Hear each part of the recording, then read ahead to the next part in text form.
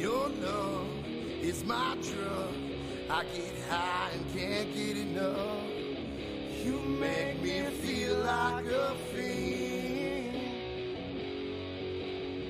It's your skin and your touch. Must be a sin if I like it this much.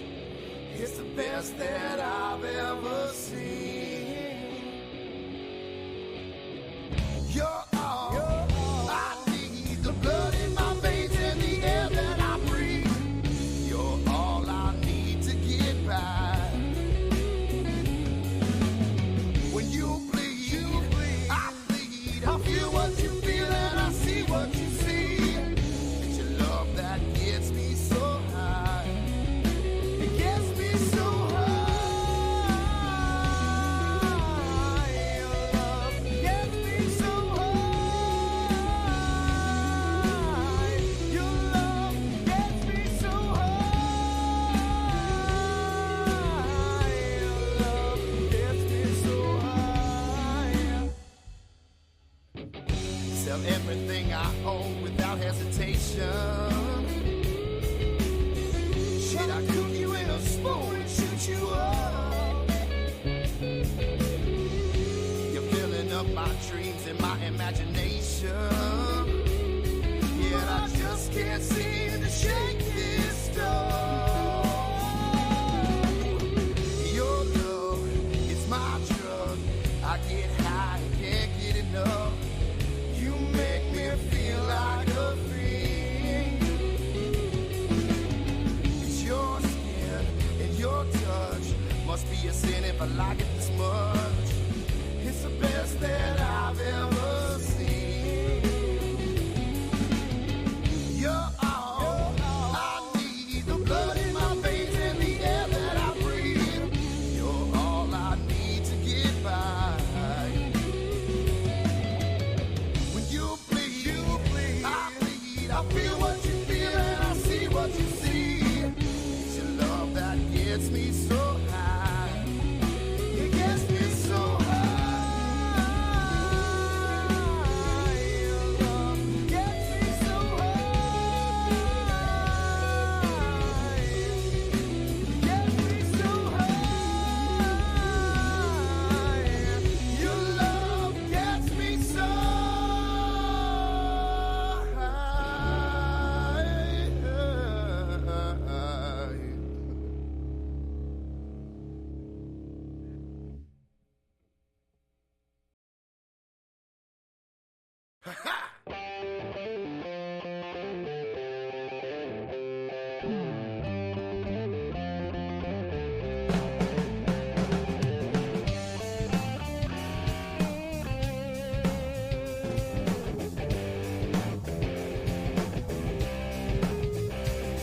When your world crashes around you, I've got some genius advice. Don't sit in a world of depression. Grab hold and give it a light. Well, don't get me started about the broken-hearted alive when up and give it to you. 'Cause you look broken-hearted too. Well, don't get me started about the broken-hearted alive when up and pass it to you. 'Cause I've been broken-hearted too.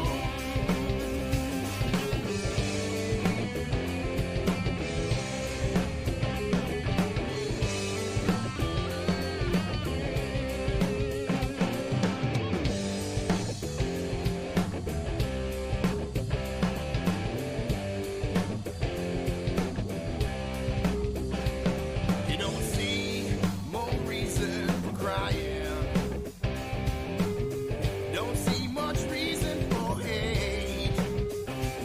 You won't see me sitting in a dark room. 'Cause I get high every time I get paid. Well, don't get me started about the broken-hearted alive when up and give it to you. 'Cause you look broken-hearted too. Well, don't get me started about the broken-hearted alive when up and pass it to you. 'Cause I've been broken-hearted too.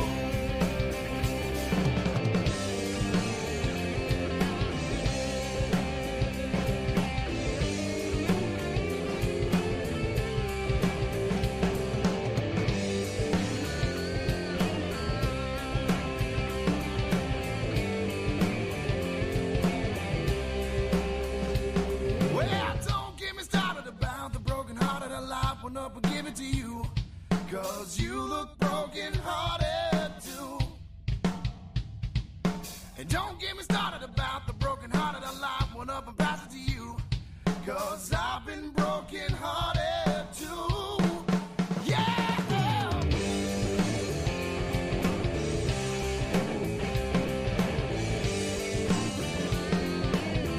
Oh, just like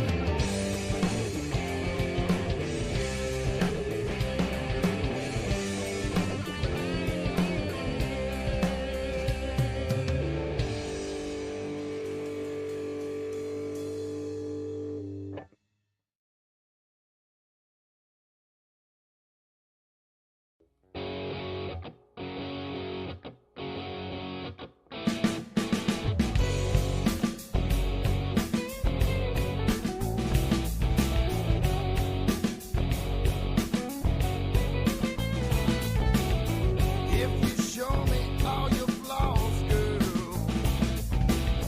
I will show you mine. Spend too much time in the bars, girl. Too many pills and too much wine. Show me that line that leads back to you.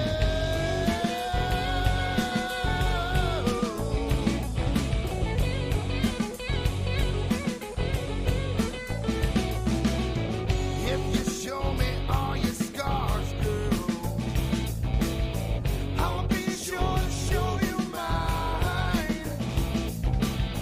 Hiding places so far, girl, impossible for me to find. Show me that line that leads back to you.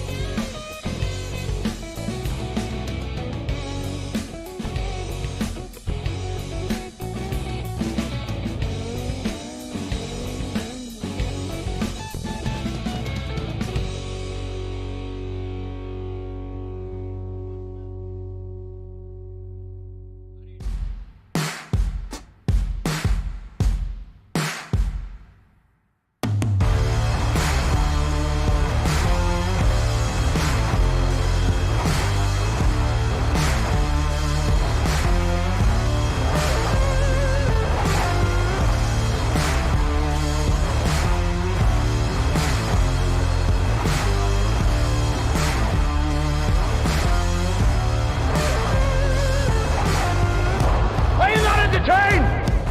Are you not entertained? Is this not why you are here? What's up, everybody? It's your favorite three numbskulls on the planet.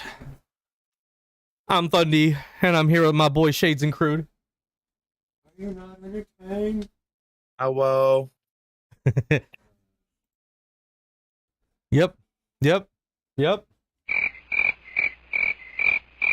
We're already on fire today. We're already full of anticipation. How are you guys doing out there? How's you been? It's been a minute. Shout out to everyone who was here Tuesday. We had a good time. It was fun. Yeah. Oh, thank God. I was just going to take it to talk, Crude. I thought I was going deaf. Hi, buddy. Shades is like, we're live. I can't hear Crude. This is bad. Oh, no. So like normal, if you like normal, if there's audio issues, let us know. I gotta try to keep it down so I don't echo through Shades' mic, but Which is fucking impossible. this is very, very impossible to do. So You know what? It's been good. Horrible. Hubby didn't put out today. Well, you know, I don't know who that is. So that sucks for you. So we are here to talk about Happy Gilmore. Now, as you guys know, we put up a poll, and for this poll, we had you vote on the movies you wanted us to review. And this is the one that won to go first. And this was Crude's pick. Yeah. So, Crude, would you like to tell us why you wanted to choose Happy Gilmore? Hey, Ooh. Time out. I'm out. Time out. Uh-oh. Well, I'm getting there. I was just... He's thirsty. Well, He's thirsty. You can't interrupt the flow. Look at that smirk. He's so thirsty right now. He's like, hey. I Wait guess a it's second. a different show, so never mind. Sorry, I ruined it. Oh, no. You good. Good. We'll Pop get to it that. open. We'll get to that. Well, since he already... All right. So... I was gonna say, pop it open. Let's do this. I already popped mine open. So tonight's beverage during the stream, we're not going to be getting torn up on stream no more. But if you want to tip, go ahead. We just want to make sure we've got good content and that we're not just getting stupid sloppy by the end of the stream, because that's no fun for anyone. So, especially when I'm editing it back later. So tonight's beverages, and then we're like, yeah, we don't want to get super sloppy. Tonight's beverages is Dragon's Milk. It's an 11% bourbon barrel-aged stout. He said, I don't want to get sloppy. It's an 11% stout. I mean, that's what happens, right? So I guess I'll read the back panel to you, and then we'll roll in with everything while people are still rolling in. If you know people who are normals, who are regulars, who aren't here, go bug them until they show up. That's your job. as Cyber Skull Mafia. So, throughout the ages, Dragon's Milk has been a term used to describe potent ales and elixirs worthy of celebration, a reward at the end of a journey. Our signature stout carries on that tradition today.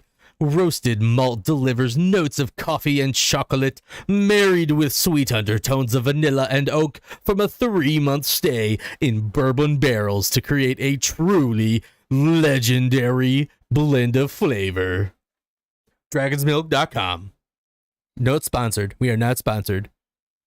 I don't even know where you guys get these things, bro. Tell Hy-Vee has a bunch of craft beers. There you Just go. depends on how into it your Hy-Vee is, what your selection is. How crafty they are. Right. I was gonna go along with like we know some people that know some people. Yeah, it was like he's like, Ivy. Long story short, Hy-Vee didn't have either of the things I really went there to get, and so this is what I picked instead. So, I guess, I mean, it smells like a stout. I know you talked about one of them. Oh, there was just a couple of ciders I was looking at, and then I was like, do I want to get some Milkman, or do I want to mix it up? And I decided to mix it up. It's so weird to talk about booze and milk in the same sentence. Besides, like your Baileys or like your something like that. You know what I mean? Like it's just Hey, you ever drink Bailey's from a shoe? never have, never want to, never even want to watch that video ever again. What you doing in my waters? Oh my god. I like it. Huh? Dude, I'm a massive Mighty Boosh fan. You calm down. Oh man, I was a fan and everything else for like the first 80 times that I might have watched it. Well, I you gotta started watch. closer to 100, and then I'm like, stop. It's Please literally stop. one.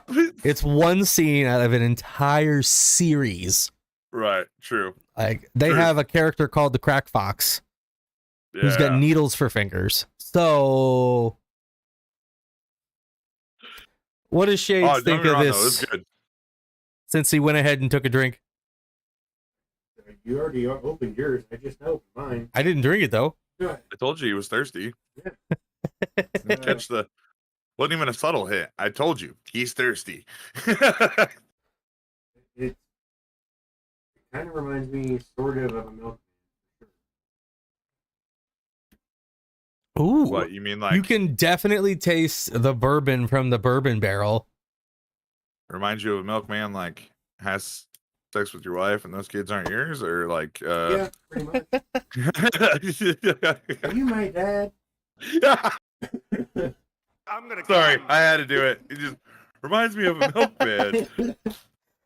Comes over to deliver his milk. I mean, if you didn't hear that, Unexpected is Shade's mic on? People want to know if Shade's mic is on. Oh, I mean, could be. It's not reading it this whole time. And you just now let us know this. After we're 15 minutes into the stream, you're just now telling us Shade's mic isn't on.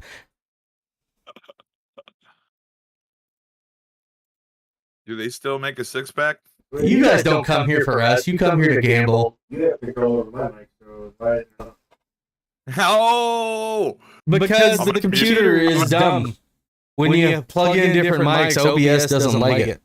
So now it's picking up my mic on your mic. dang. Shades picked up Thundy's hammer and then just dropped it.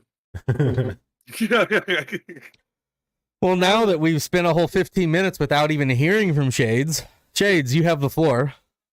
I have the floor. There's not much carpet in here. We're still getting an echo. Hold on. Echo. Jesus. Don't understand. Food pounders.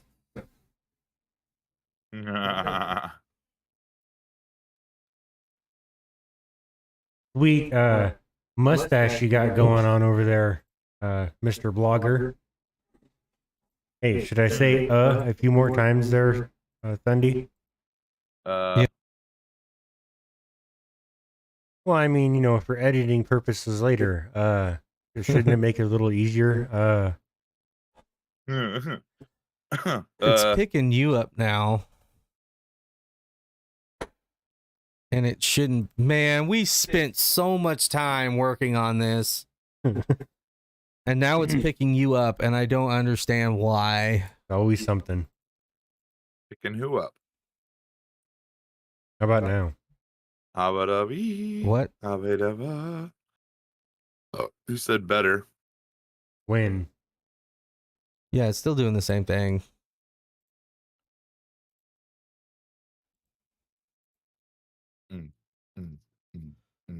I don't understand. Dude, we literally went through and I have changed nothing from the last stream that we had. I've changed nothing. Nah.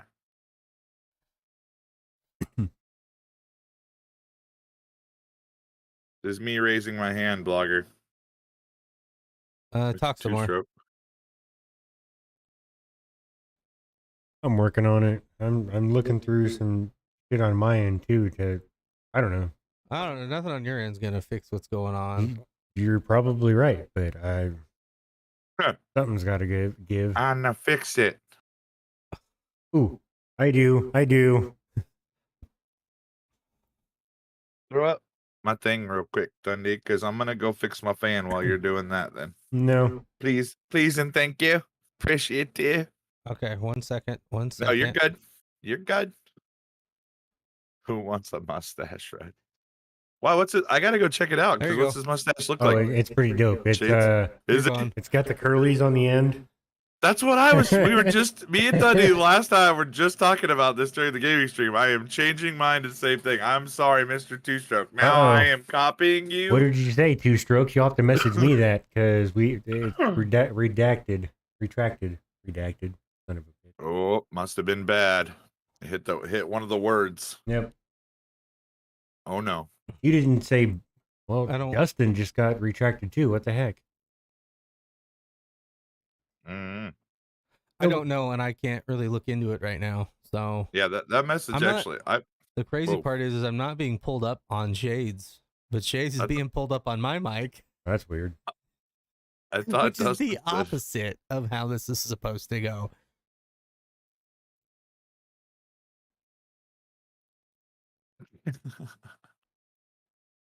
Hey, talk again. Yeah, you're still getting picked up. I'm picking you up on mine. on Discord. Well, you're gonna, because Yeah. Discord doesn't have very good noise suppression. I need you to talk again. No, probably not. I really don't understand why it's acting like there aren't any filters on my mic at all. Just restarted 8.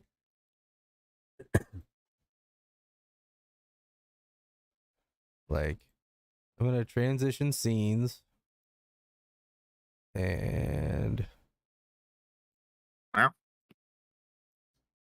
copy filters.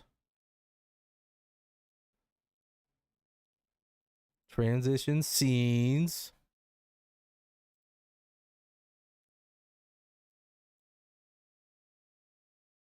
It's gonna get loud. I'm gonna remove all my filters and then put them back. All right, try it again. Try it again. I'm getting a lot. Say it again, Sam. I'm getting a lot of feedback in general. All right. What the hell? There's no filters. What? Paste filters. Where are all my filters? O'Reilly's. O'Reilly's. We're having technical issues tonight. I'm hitting paste filters and it's not Told you I was pasting my thirsty. This is filters. what happens?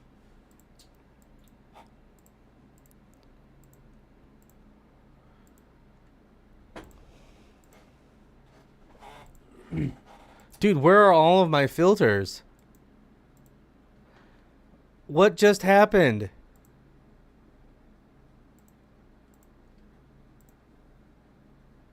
All right, I'm going to mute myself. Y'all talk amongst yourselves. Shades? Rude. Sir. Like, it's just. Gentlewoman. Yeah. So, how was the get together? Not bad. Yeah? Not bad, dude. Yeah, something simple. Nothing. I mean, like, nothing for nothing. It was just like, yeah, we were You meet a doing lot it. of cool people? Yeah, no. That's that now.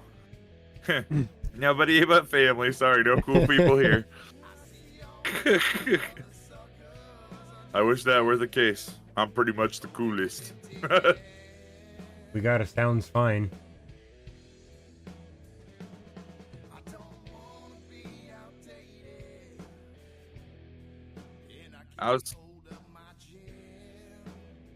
You've been doing much work, Shades, with the whole rain? It seems like it's raining every day, all Yeah, day. pretty much.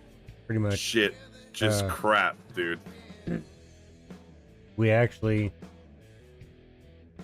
put up some 6-foot walls. Pretty good chunk, like 70 by 40, something like that. Yeah. Yeah, old Trump, he said build some walls, so we built some walls. Chicka.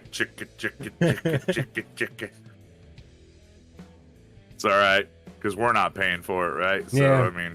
Yeah. Somebody's got to put Shit. them damn things up.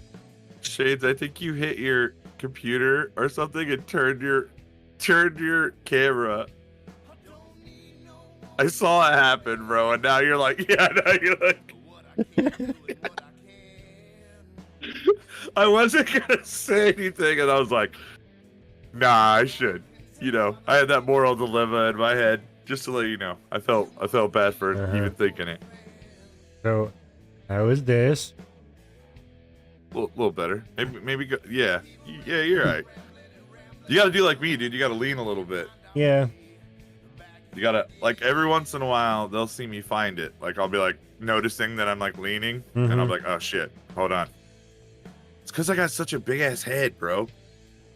It's hard to keep this in this little box that Dundee's made for Like me. an 8-pound waterhead.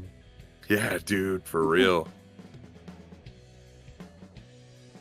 Okay. Every once in a while, my body just gets so tired, I can't even carry it around anymore, and that's when you see me, like, Just fucking sitting here with my head up. What are you doing? I'll just giving my neck a rest. That's all. Every once in a while, I just gotta lay down.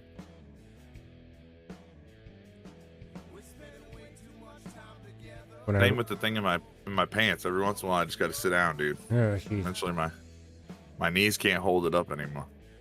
Mostly me being fat, but I don't even do that anymore. I just let the girlfriend do it.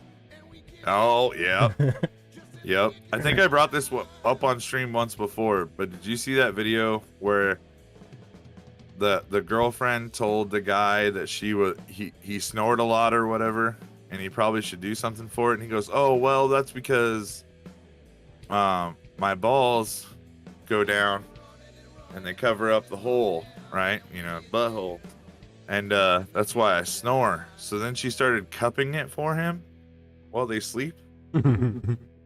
Yeah, thinking that would actually work. I guess she did that for like 2 years, bro. Dedication. That's that guy's and that guy's a legend. Like, I only hope I can convince a woman that is true. All right. You gotta try that out. You want to say some stuff, Shades? I'm getting texts from people saying no chat. Like, I'm not. Not following. Yeah, I'm looking at chat and I'm seeing chat. Is everybody seeing TOTFC, Mr. Two-Stroke Blogger, Dustin? Got all those guys in there. Cyber School Media now. Everybody seeing all that? Everybody else? Seeing everybody else, I guess. A couple of them were reactive up above to other people's texts, so Yeah, they should be seeing it. like Ray Charles. All What about right. Stevie Wonder, motherfucker? Oh, shit. All right. I guess let's try to roll with these settings, and then we'll just have to figure it out later. Can everybody What hear you me now? having? I mean, yeah, there's echoes, so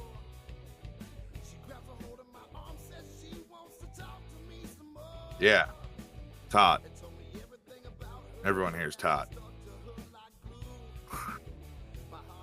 Oh, Milky Burp. yeah. but Who's Todd? I'm gonna assume it's me. I don't know why I'm so conceited with myself that it has to be me. I don't know.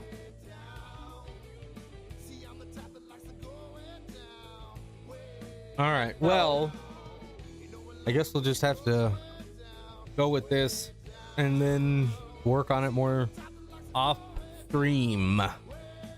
We'll have 2 weeks to get it right. Hey, But if the echoes get really, really bad, you just let us know, guys. All right, so where were we? we were with me and why I picked Happy Gilmore. Yes. Yes. Yeah, We were talking about how the beer tastes. yeah, there you go. Yeah, how's What's the beer that ugly taste, Casey hat? I'm gonna ban you, sir. dude? Hit him with that shit, bro. Let him know. Hey, Let hey, him know right guess what, now. Reeves? Guess what? I'm sorry, you're fired. Get Nah, out of here. Reeves, I rehired you. Don't worry. It might be for less pay, but I got you. Don't even worry about it. Every night, No, 402. Every night. You guys ever look up at the moon and wonder if I'm looking at it too? Always, Mr. Two Stroke. All right. Well, anyways, let's just skip on into why Crude picked Happy Gilmore. Let's roll. There was actually a lot of having no thought process and having thought process at the same time, because there's so many great movies that you could do, so many great movies you can think of. But I think that when I think back to movies that I don't know were great to me and everything else, I think back to like early movies, whether it was my childhood or whatever. But I think Happy at the time when you asked me was just kind of stuck out because it's one of those where like I choose it, you know, and then I start hearing some other movies, and then I'm like, oh, that might have been a little better, you know, like. But for the most part, Happy was pretty on point for me. I mean, just without getting like too much into it because it's stuff that we're going to be discussing. That's, I mean, I love the movie, so. Right. So Blazing Saddles is next month, guys. That's next month. We put up the poll, and we're going in order of votes. So there was like one vote separating each movie, 1 or 2 votes. So we will do Happy Gilmore, and then Blazing Saddles, and then Demolition Man in August. So we're gonna have some fun with it. So do you have any prior thoughts to this, Shadesy boy? Like, is there something that comes to mind when this movie comes into your third eye, I guess? I don't know. Think happy thoughts. Get in your hole. Mm, That's about it. bro. So many.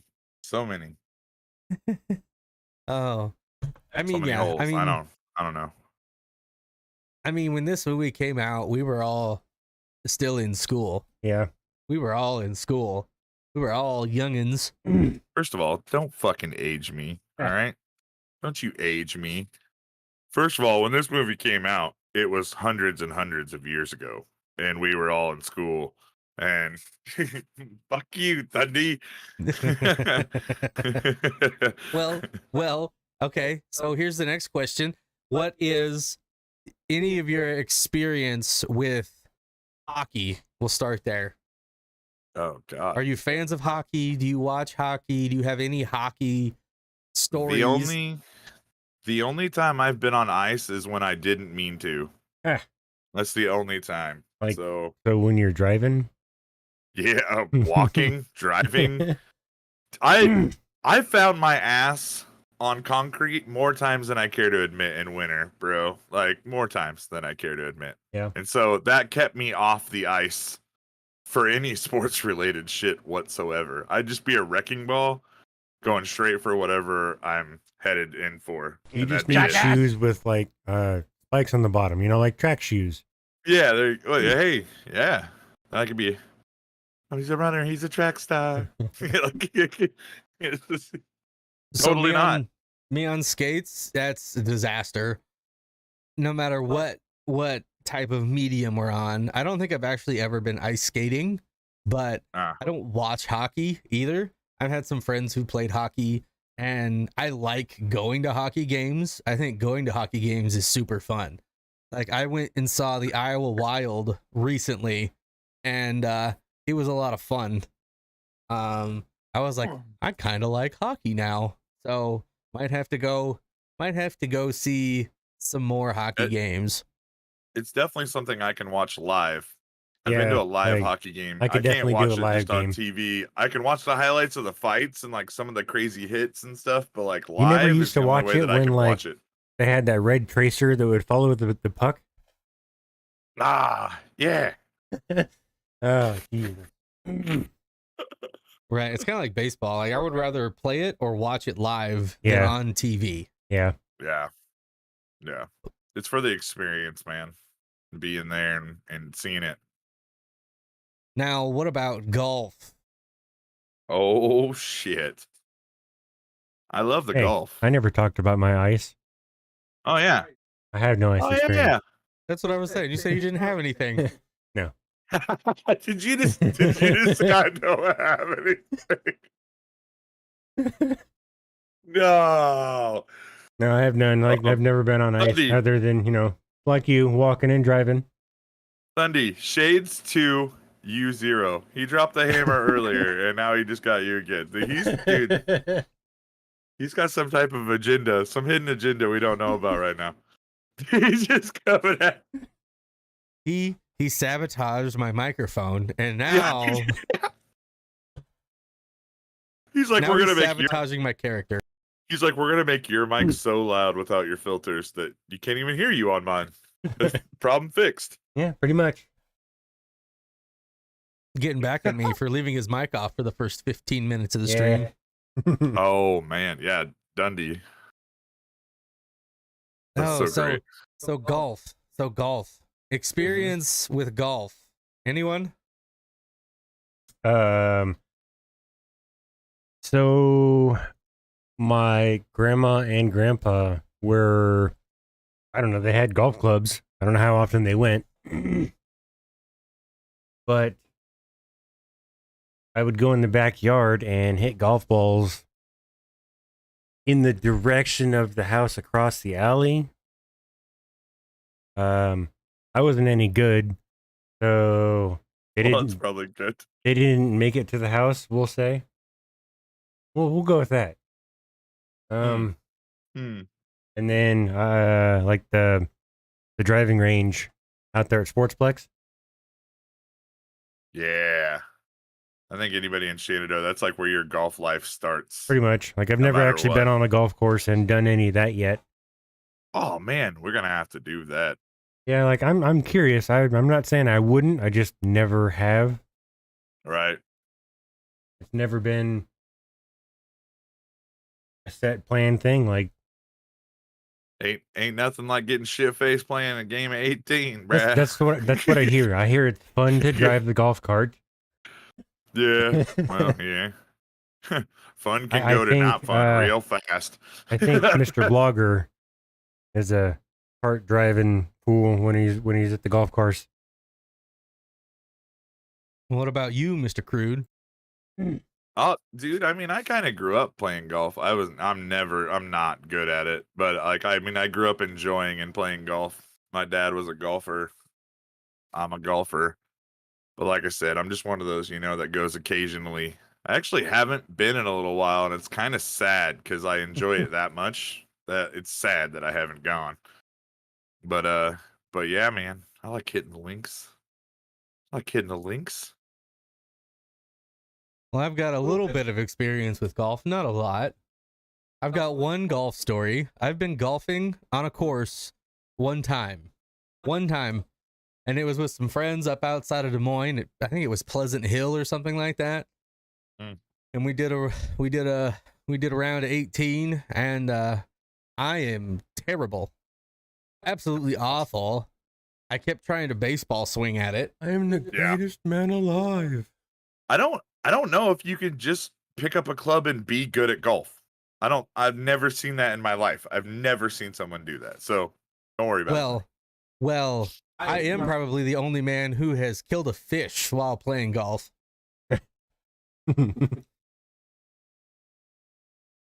So I'm teeing off, right? And there's this fish swimming at the top of the water, all lazily. And I teed off, but the ball went a beeline straight for that fish and nailed it. And when we came back later, it was just floating on the top of the pond. No, I was just unconscious. It was just napping. Oh, tuckered out. Had a rough day. I guess we'll put it this way. I don't know how to hit a long ball, but I can putt. And I am a putt god. Okay. I'm a putt god. And I'm decent at disc golf.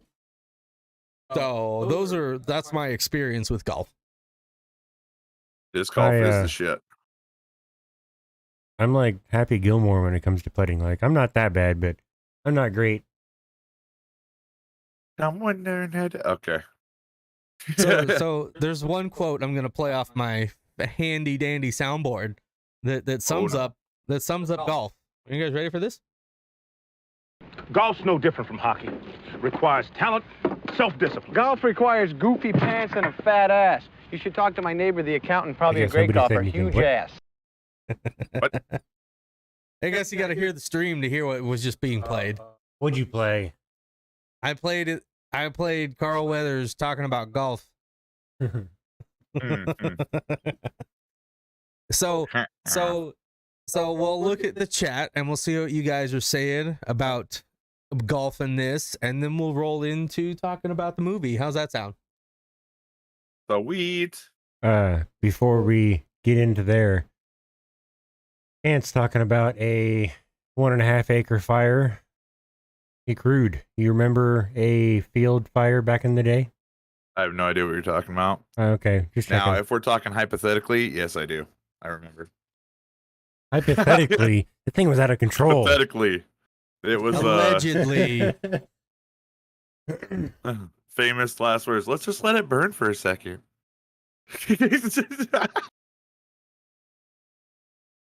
Fuck Mother Nature. It was like a magic show. Yeah, Yeah. dude, it was insane. It was insane. So back to golf. Okay, so back to golf. We got just a couple comments in here right now. Good nap time like NASCAR. Yep. Hit my sister in the face one time while hitting balls in our backyard. Well, that sounds like it's on par. Yeah. Was it on the backswing accidental? Because I've actually hit somebody that way too. They just weren't paying attention. I'm getting ready to like tee off, and they walked up there, and I'm like, bah! I mean, dude, just swung that thing back and smacked him. Assuming that's kind of almost what happened. And then we were asked, can you chug beers at 8 a.m. and go kart at 6 miles per hour? You can golf. Yeah. I've heard True. from this. He also said that the Shenandoah course is one of their favorite local establishments, and I've never played it, so I couldn't tell you. It's actually a really good course. I mean, if you're really talking about golf courses, I've played much worse, and I have played better, but I've played much more that were much worse than Shenandoah. So Shenandoah is actually pretty good. I like it. Yeah, Chance. Backswing. Backswing gets everybody, dude. It's like they're not ready for it. Like they've never played golf in their life. They always walk back there and just get so whacked, bro. I may or may not have hit somebody with the baseball bat on a backswing. Hey, fair enough, bro. Yeah. Same thing. I mean, Yeah. you're basically there swinging, and they're just like, "Hey, what are you guys doing Friday?" Hey, watch out. What? Yeah. And it's All right, well. Are we ready to move Yes, sir. into the movie review? The part everyone has been waiting for. let's go. You jackass! I got to figure out how to make it so you guys can hear my soundboard. I can unmute the thing and listen to it on a... But all right, so to get started here, Happy Gilmore was released the weekend of February 16th, 1966. Bundy was 6 years old. Actually, 5. I wasn't 6 yet. Did you just say 1966? 1996. Oh, February bro, it 16th. sounded like you said 66 and then told Shades that he was 6 years old or whatever. No, it was released February 16th, 1996 weekend, and I was 5 years old. So I did not see this movie when it first came out. What were you guys doing on February 16th, 1996? Probably Playing with watching myself. the movie. So this movie was directed by Dennis Dugan, and he's worked with Sandler on most of his movies. He's worked on some other projects, but he's mostly been with Happy Madison Productions or whatever that is. They got attached early because Dugan wanted to cast Sandler in one of his own films, but the producers wouldn't let him because Sandler wasn't well known. And a couple of years later, Sandler has gotten big with SNL at the time, and he was like, I want to be hired to direct Happy Gilmore with this dude. And he walks in the room and he says, you're the guy who wanted to give me that part. I don't need to know anything else. I want to work with you. So Sandler remembered that he wanted to give him a part years ago. And so he's like, let's do this, essentially. Fuck yeah, dude. Good karma. So you never know what's going to happen. So it was written by Tim, I'm going to butcher his name, Hurley. He has written most of Adam Sandler's movies with him. They were college roommates, and they wrote stand-up together before getting onto SNL, and then they started writing movies. Nice. Hurley and Sandler included any joke that made them laugh, and don't remember who came up with which, although Hurley takes credit for Shooter McGavin's "I eat pieces of shit like you for breakfast" line. You eat pieces of shit? Oh, bro. You eat pieces of shit for breakfast? So good. And then in a 1994 interview, Sandler cited that the golf comedy Sandler cited that the golf comedy Caddyshack is a film that they bonded on in college and used it as an inspiration for this film. Sweet. I could see that for sure. Good inspiration right there. Yeah. I mean, that is a great movie. Yes. I love me some Caddyshack. Fucking Bill Murray. It's in a hole. Eh. It's in a hole.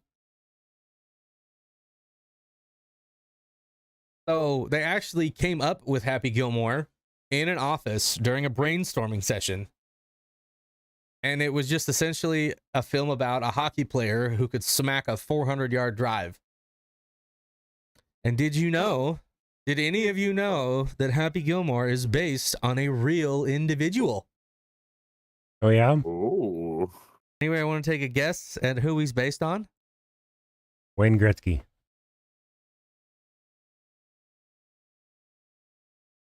Nothing?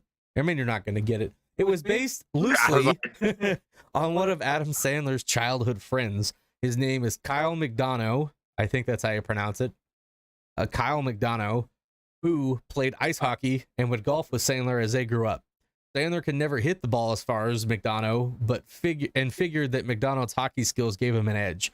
Kyle McDonough is an American ice hockey coach and former center who was an All-American for Vermont. So that's pretty interesting. Nice. Nice. I guess when you know people, you know people, you know? Like you grow up with someone Or who goes you on to know play people pro that hockey. blow people. Yeah. True. Oh, you 20 heard bucks. that, but nobody heard Wayne Gretzky? What the fuck? I heard it. I heard it. You heard that, but you didn't. Yeah. Yes. So they brought in a consultant who is a pro golfer to consult on the script, and his name is Mark Lai. And I am not a golf fanatic, so I have no idea who that is. Do either of you know who Mark Lai is? Negative. All right, well, we're gonna find out real quick. Those are my notes. You can't look at those. Yeah, sure. Notes. There's Okay, porn I'm sites with listed all for of you. this I account. deleted half of my all of my scene by scene notes for today, so it's been an interesting day. Type He was Portugal. kind of angry. I was quite upset. All right, there we go. This is the guy that they brought in to consult on the script. Nice. I feel like I've seen this guy before on like TV talking about Look stuff. how that's like a golfing card, right? Like a football card. He but looks like only he's constipated. that. But I mean, look how old that is, bro. The guy's been around, dude. It looks like he needs glasses because he just hit the ball and he's squinting like a motherfucker to see where that thing That's is me, going. dude. That's Well, me. he I won- like to he won pretend something, it's so. because I smash it as far as Happy Gilmore does, but like that's not it. I just it's hard to see it between the trees. So anyway, they brought him in to consult, and after seeing the initial ideas, he was like, "You got to be crazy! You can't do a movie like that," because the initial drafts had Happy winning the Masters and getting Oh, a God. green jacket, not a gold jacket. And Right. so he was like, "You're going to be desecrating the USGA and making fun of the Augusta National." So he suggested that Happy wins a fictional tournament that is based on the Masters instead of actually winning the Masters. So that's a nice little fun fact for you. Yeah, Oh. that's someone going, "You're not going to disgrace what I have done" Right. with a Happy Gilmore movie. That's essentially making like a comedy movie about football, wanting to be replicate the NFL, and they're like, no, Yeah. make it up. Yep. And yeah, the final script, which was the 5th draft, is what got the green light from him. At least, you know, they brought in someone who knows the topic they're discussing. You know, that's typically how they film movies, or until, you know, about 5 years ago, and they started to decide to not do that anymore. But would you like to take a guess where this film was filmed? You think it was filmed Canada. maybe It's all in one spot. maybe at some famous golf courses all around the United States, or where do you think it might have been filmed? Anyone got any guesses? Canada. Whatever the top place is for like the championship. So it was filmed in British Columbia. Ah, Well, way off. Oh, Way shit. off. entirely in British Columbia, Canada. And most scenes took place at a golf course, and they were filmed at Pitt Meadows. You don't at the say. No shit. 3-0. 3-0. You gotta let me finish the Get him, golf course. sorry. I was saying what golf course it Shit. was.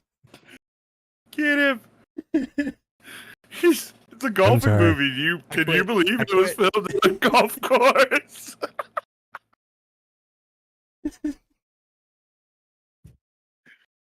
Okay.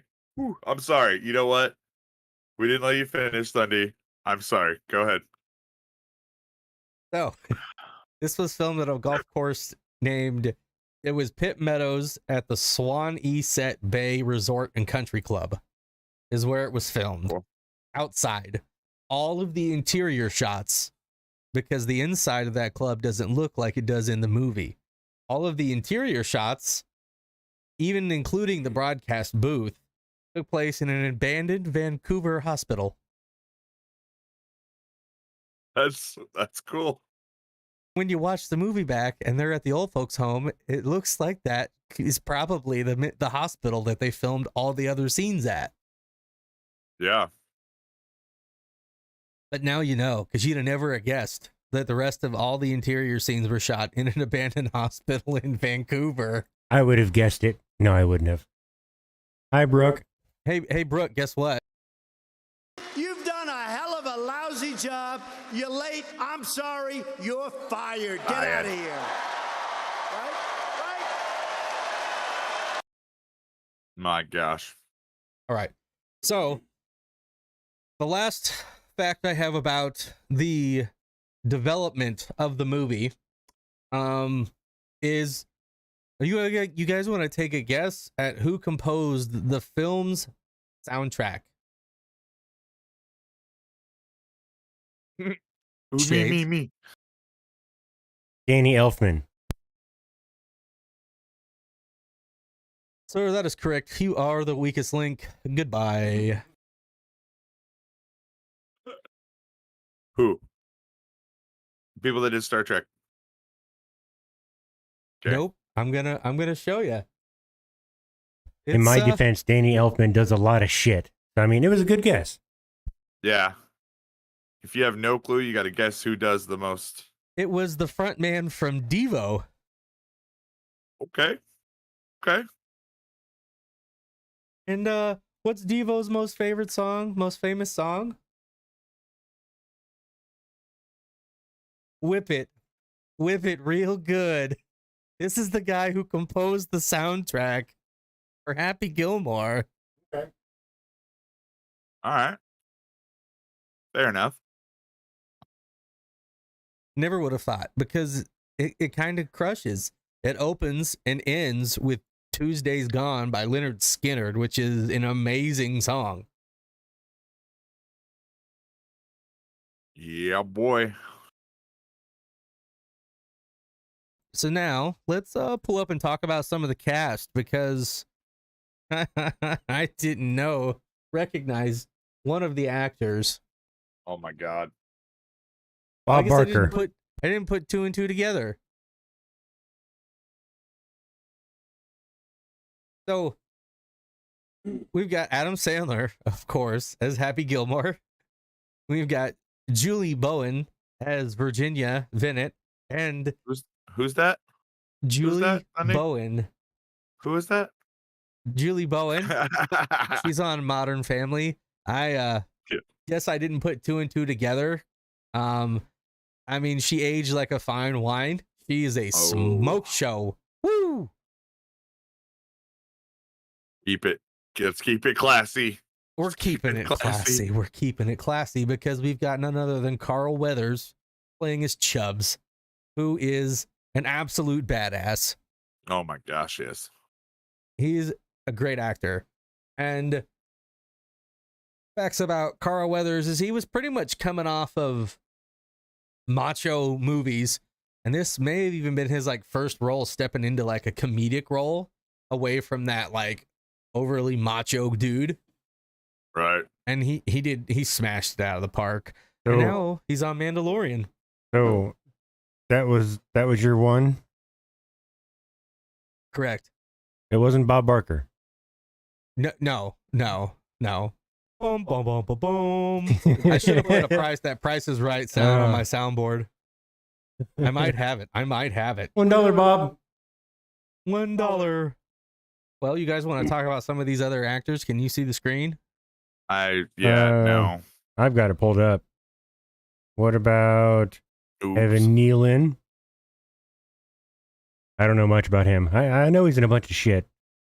I know him really well from Weeds. Yeah, He's the main that's the character one on that I was Weeds. gonna say. That's his main that I remember him from right now. But he's done a lot of stuff. Never seen her. Huh? Weeds. Never seen it. No? Am I missing out? Oh, I it's mean- a dope show. Okay. I watched a decent amount of like the first, 3 seasons, and it was pretty good. I don't remember why I stopped, and now it's kind of hard to want to get back into it because I'm like, where do I go? Like, Yeah. What's the grandmammy's name? The grandma. I can't remember her name. Frances Bay. Yeah, what else was she on? She's been on some stuff. You Lots watch of porn? stuff. Yeah, I was like, she's been on some stuff, but like if I can't.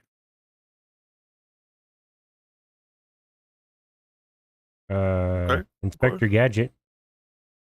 Okay. Yeah, she's been on some stuff, all right. Jesus. Yeah. It just keeps going Jeez. and going. She was on Seinfeld. Maybe because it's like when you see those faces where you're like, and then I've seen that face everywhere. It's like still in every going. movie. I'm Yeah. still scrolling. Jesus. All right. When She's did had she quite start the acting? career. Look, Yeah, I'm still going. You're gonna be I'm scrolling still for a going. while. Man. I'm still going, and I sped it up. He's on Karate Kid. She's Lady with Dog. Yeah. Oh my gosh, Lady with Dog. Dukes Oh, of no. Hazzard. The Happy Jeffersons. Days. Ooh. He started acting in 1976 on an episode of Kojak. Only 1976 though, and she's been in all that. That's okay. That's a long time, but I mean, like, that's not that long. She Where's went Happy hard. on that list? Is anywhere near the top? Nope. No.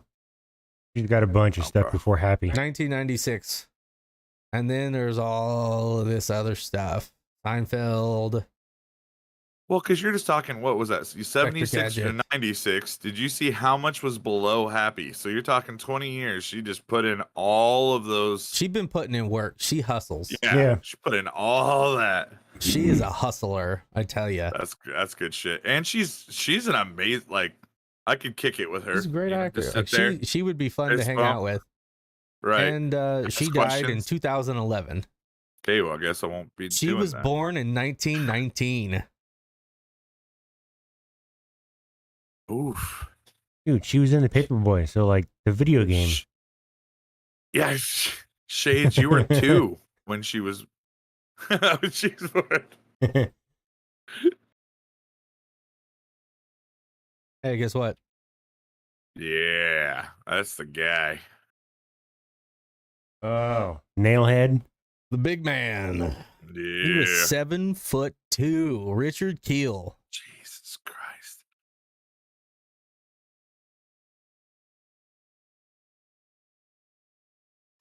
Yeah, because he stuck out over the crowd in the movie quite nicely. Your ball struck my foot.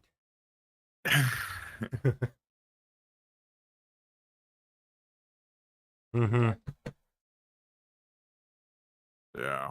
And then we've got Alan Covert, who's been in, tons of Adam Sandler movies, from small roles to bigger roles. It's pretty great. He's pretty good. Yeah, you watch Adam Sandler, you've seen him for sure. Yeah. Then we'll talk about Mr. Christopher McDonald. So, fun fact, he didn't want to do this movie initially. He turned it down because he was tired of being cast as a villain and a bad guy. But then after playing golf for the first time, he was like, I might take a look at that.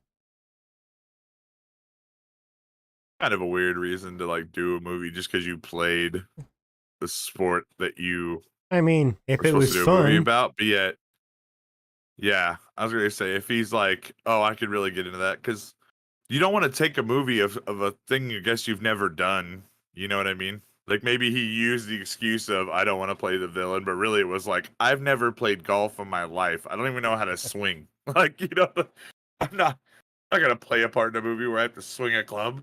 Right. And then the last one we'll touch on here is Bob Barker, because he is fantastic. Mr. Bob Barker, Bob Barker is still kicking it today. 11%, you said. Okay. 11%. Feel that.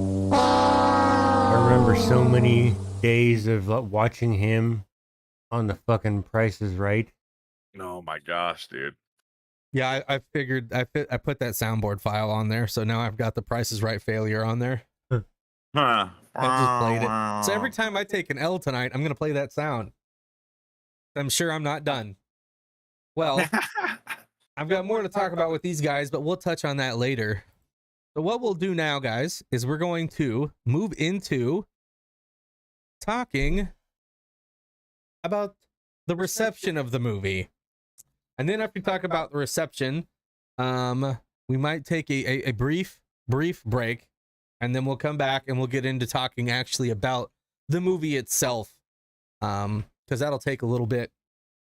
So we'll start with the reception at the box office. Happy Gilmore was a commercial success. It earned $39 million on a $12 million budget, and it ranked number 2 at the box office its debut weekend, behind Broken Arrow, which I have never seen that movie before. I don't know what it is. Didn't even look it up. I know what it is. I just not off the top of my head. Oh yeah. So we're gonna go look up Broken Arrow? No, we're not. Nope. So yeah, the film was made for $12 million and grossed a total revenue of $41.2 million worldwide, with $38.8 million of that being in the North American domestic box office. Ooh. It received mixed to negative reviews from critics, and most of the bad reactions to the film initially were based around Happy's personality, the language in the film, even though it was PG-13, and the obsessive amount of product placements, which is a common theme in most Adam Sandler films, is incessant product placements. But that's how he likes to pay for his movies. So I was gonna say that makes sense.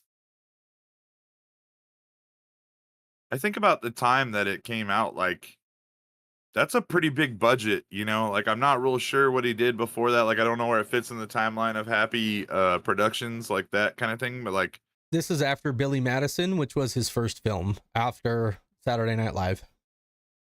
Yeah, so you know what I mean? Like you gotta build that budget somewhere. Now, Owen Gleiberman of Entertainment Weekly gave the film a D+, calling it a one-joke Caddyshack for the blitzed and jaded. although he did praise Sandler's confident performance. I know we were at least one of those things watching this movie. Jaded. Yeah, that's what I was just gonna say. Jaded for sure. Jaded. So, fun fact, they actually won a movie for this award. I won a movie for this award. Oh.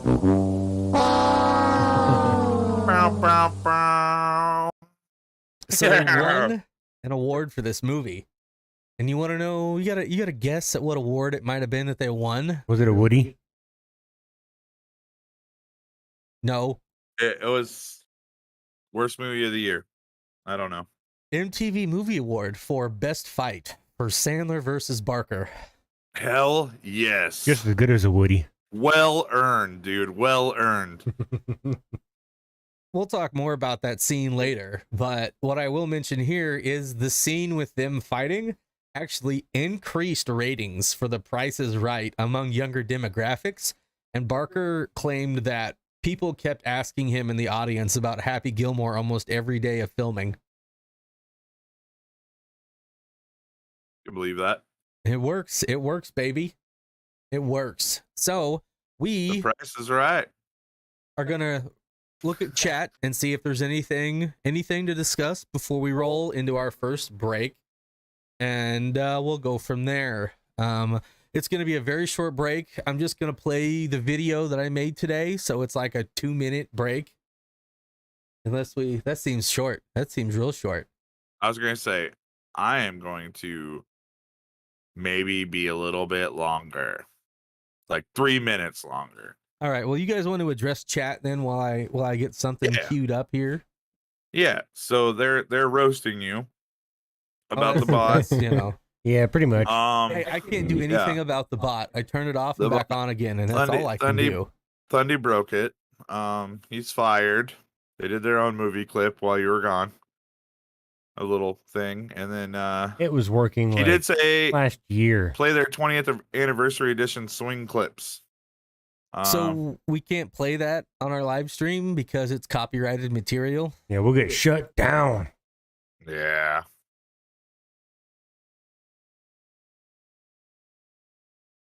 Damn. Tell us about it, Dustin. Tell us about it. All right, so I'm going to queue up. Clips. Go ahead. I'm going to queue up the Subway sweet onion sauce rant because it's just short of 6 minutes. And when we come back from that, we'll get into talking about the movie. How about that? Does that sound good to everybody out there in Cyber Skull Lunch Lady Land? Like 5 minutes and 59 seconds?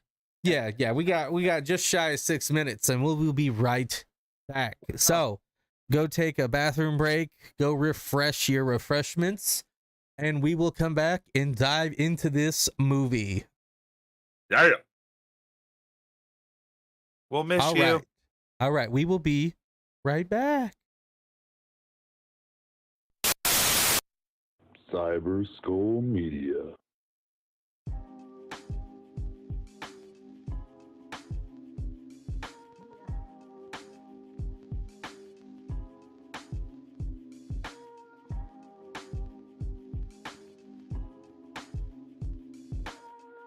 We're going to launch into our new segment, okay? I got a brand new segment that I'm hosting, okay? Shades is coming up with new segments. Crude's coming up with new segments. And we're going to launch these for you guys. So, without further ado, let's head on in. You guys ready for this? I put some work into this. Here we go. He's very proud of it. Don't crush I'm very proud of this. Don't crush my dreams, okay? All right. Here we go. Here we go.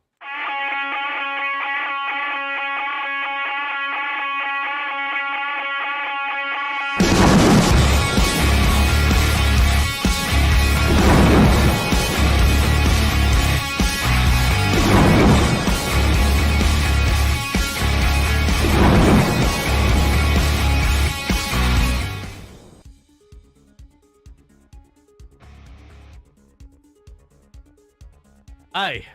What's up, everybody?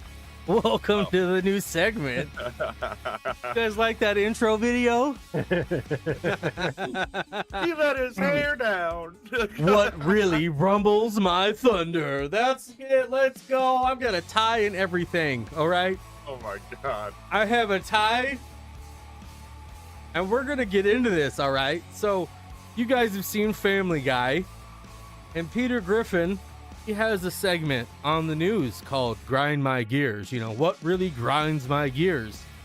Where he rants about stuff that annoys the shit out of him and pisses him off. And we're going to do the same thing over here, but it's called What Really Rumbles My Thunder. So this is my new segment, and we're going to dive into it. I'm going to lead this thing, and we're going to go from there. Got it?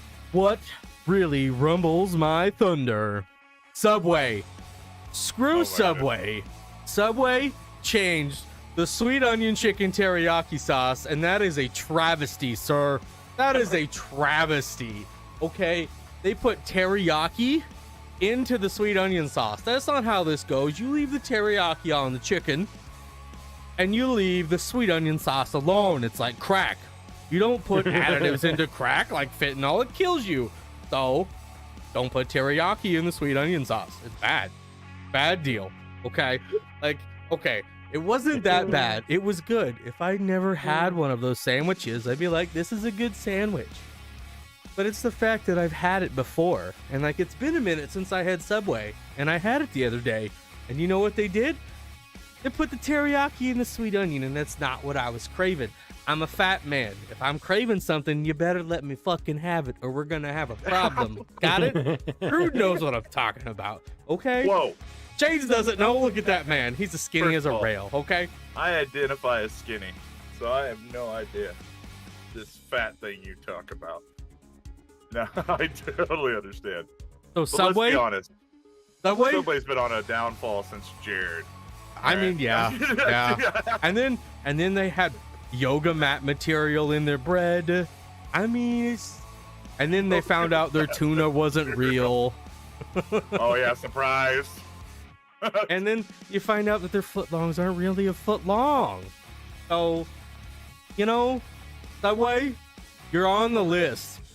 All right?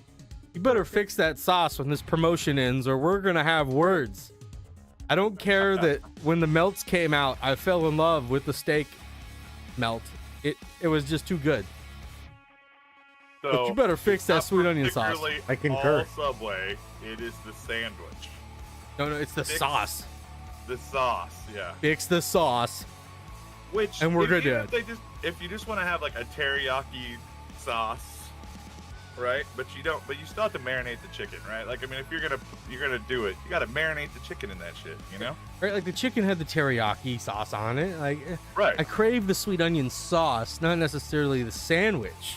Right. And then when you mess with the sauce, it makes me feel like I'm on roids and I'm gonna roid rage all over your store.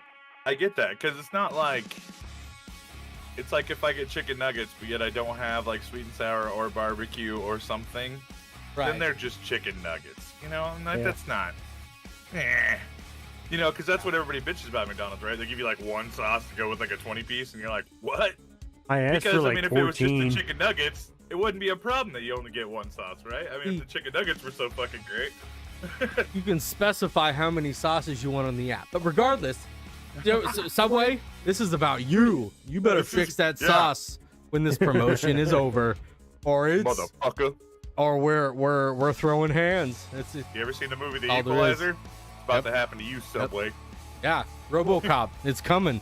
Judge Dredd. I am the judge, jury, and Equalizer. executioner.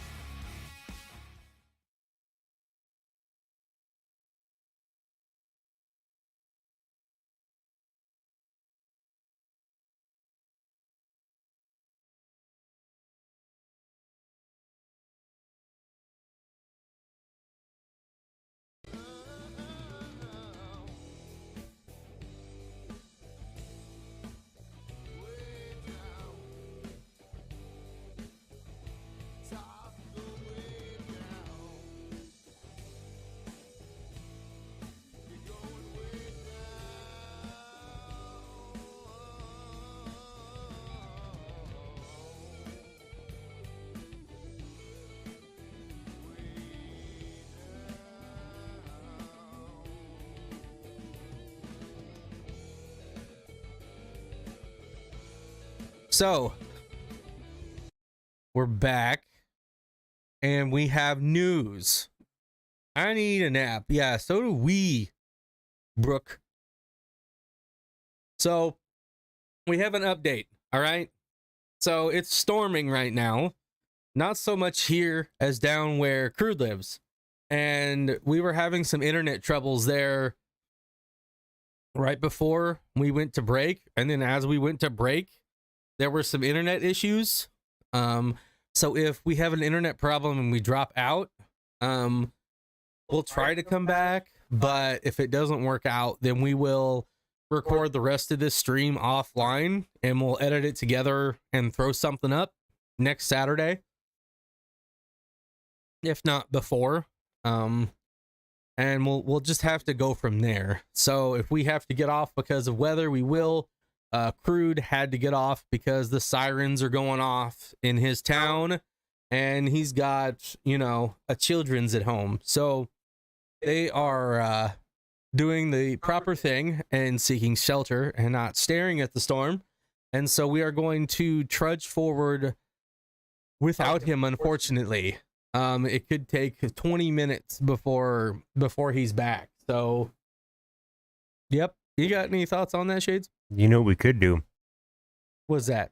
We could be scared and go to the basement, but we could leave the cameras on. No. But it's fine outside. It's like really bright. Yeah, I know. I'm just fucking And around. we're not really getting much, but is everybody thirsty, boss? back from break? I see we're definitely don't have everybody back from break. So y'all go bug people and tell them to come back. Even though we got some time to kill, unless we want to just get started on this. Which kind of sucks not having Crude in here for this, but life happens, weather happens. It's his movie, but the show must go on. I did not hear any fat lady singing. Well, I was singing at break, and you don't know how I identify, sir. Ah. All I know is the cat dislikes it. So how's the chat? You got any questions? You got any comments about this movie? About golfing? About hockey?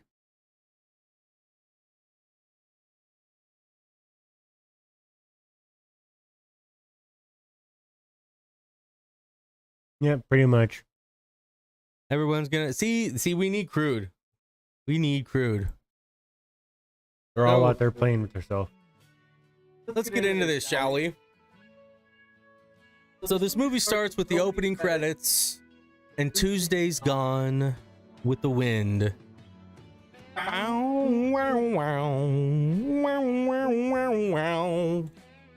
It's a great song. If you don't love Skinner, there's a problem. Okay. So we start out, and we got Happy. He's monologuing, talking about how he was born for hockey, playing hockey, and showing him sucking, essentially. You know? He was doing great. He's doing great. And then we see, you know, his dad. His dad is done for. And so he has to go live with his grandma. He's got to go live with his grandma. So after we see that kind of catching up on Happy's life and what has gotten him to this point, we open on hockey tryouts. Now, I don't have this in my notes, but there's a hockey player that was a pro player who was an extra in the background. He's not anybody that I recognized, but I don't recognize hockey players unless they're on Letterkenny. So, you know, he does his best. He can hit a hell of a slap shot, but in all, he's too angry, and he doesn't have the poise or the talent, to be honest, for hockey. So angry. Damn that rap music. And then things just keep getting worse. Where is everyone?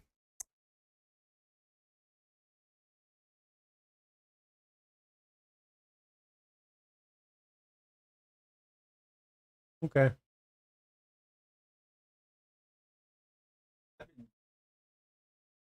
So where is everyone? I don't know. You should go find out where they went. Where's the baby coin? We don't have a coin. Heads or tails?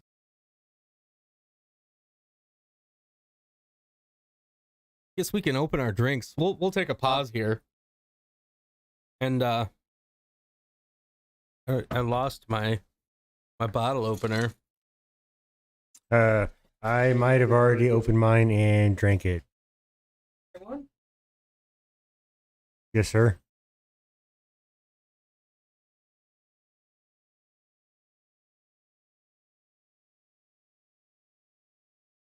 All right, so back to this.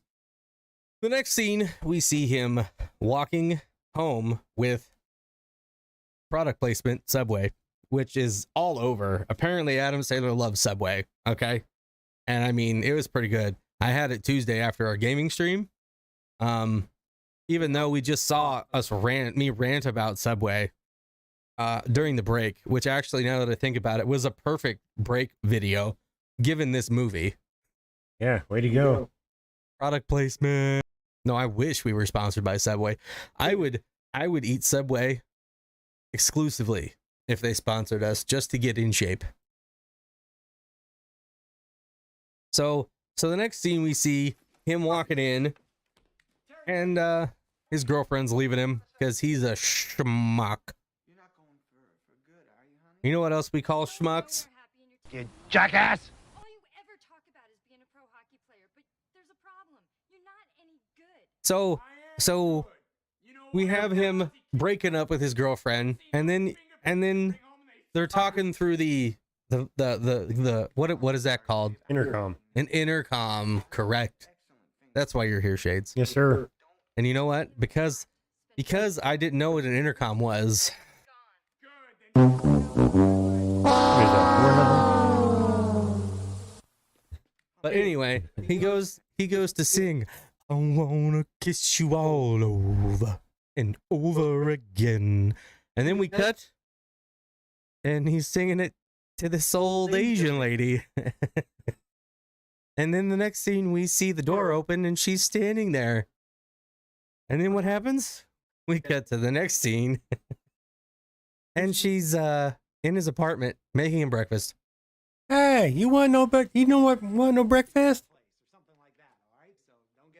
He gets woken up by a phone call. And why was he woke up by a phone call, Shades? Grandma's house. Right? What about Grandma's house? They were selling it for back taxes or something.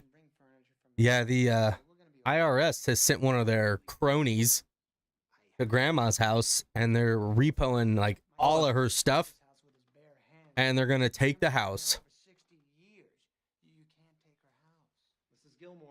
He's like, you can't take her house.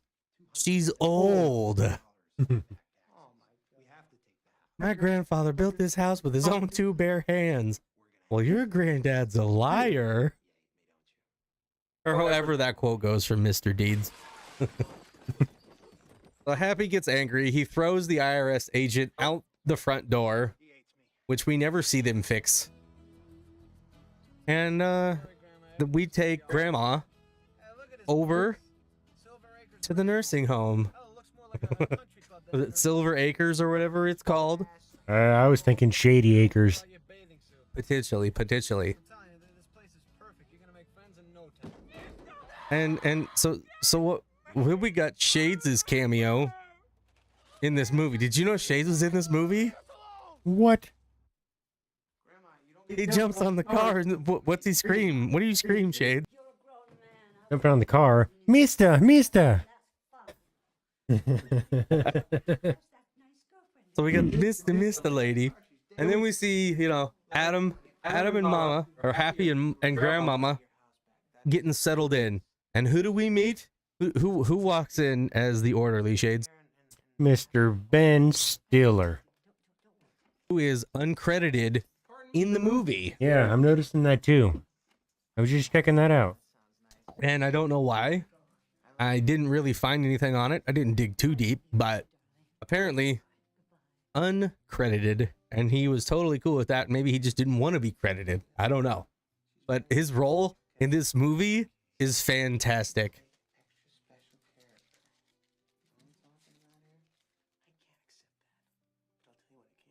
So we find out that Happy needs to raise the money for Grandma's house to get it back. And he goes back, and we get the infamous scene where he golfs for the first time. Hey, back to the Ben Stiller uncredited. If you pay attention, no characters in the film even use his character's name either. Like, nobody even recognizes this guy. Nope, no one says his name, and I think his name tag says Hal. I think his name is Hal, but he goes uncredited, and no one says his name. So crazy. Hal?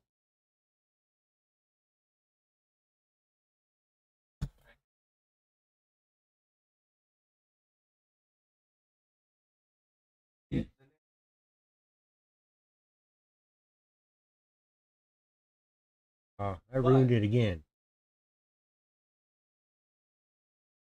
We have we've got the infamous golf scene where Happy bets that he can hit the golf ball down the end of the street. Who is Jesse's moving?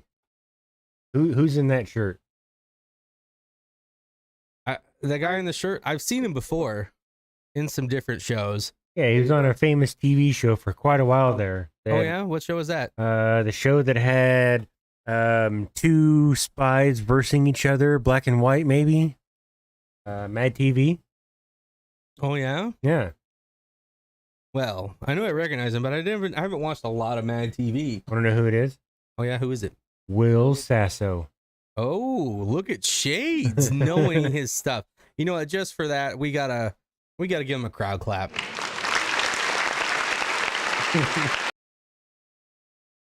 So I was muted, but what I was saying is this is the infamous scene where we see him hit a golf ball down to the end of the street, and what he does, he hits the guy's house, and he comes out all upset, and he's like, "Hey!" And then they bet Happy some more, and he hits the ball, and it hits the guy in the face, and his wife leans out of the upstairs window, and he hits the ball, and it knocks her out of the window. Everybody's like, "Ooh!" Then it was time to get back to moving. Yeah, it was time to get back to work and to get out of there. But this is where we first see Happy be happy, and we're like, "All right, so this is what the movie is gonna revolve around. It's gonna revolve around Happy hitting hard, long balls." Don't forget to choke up.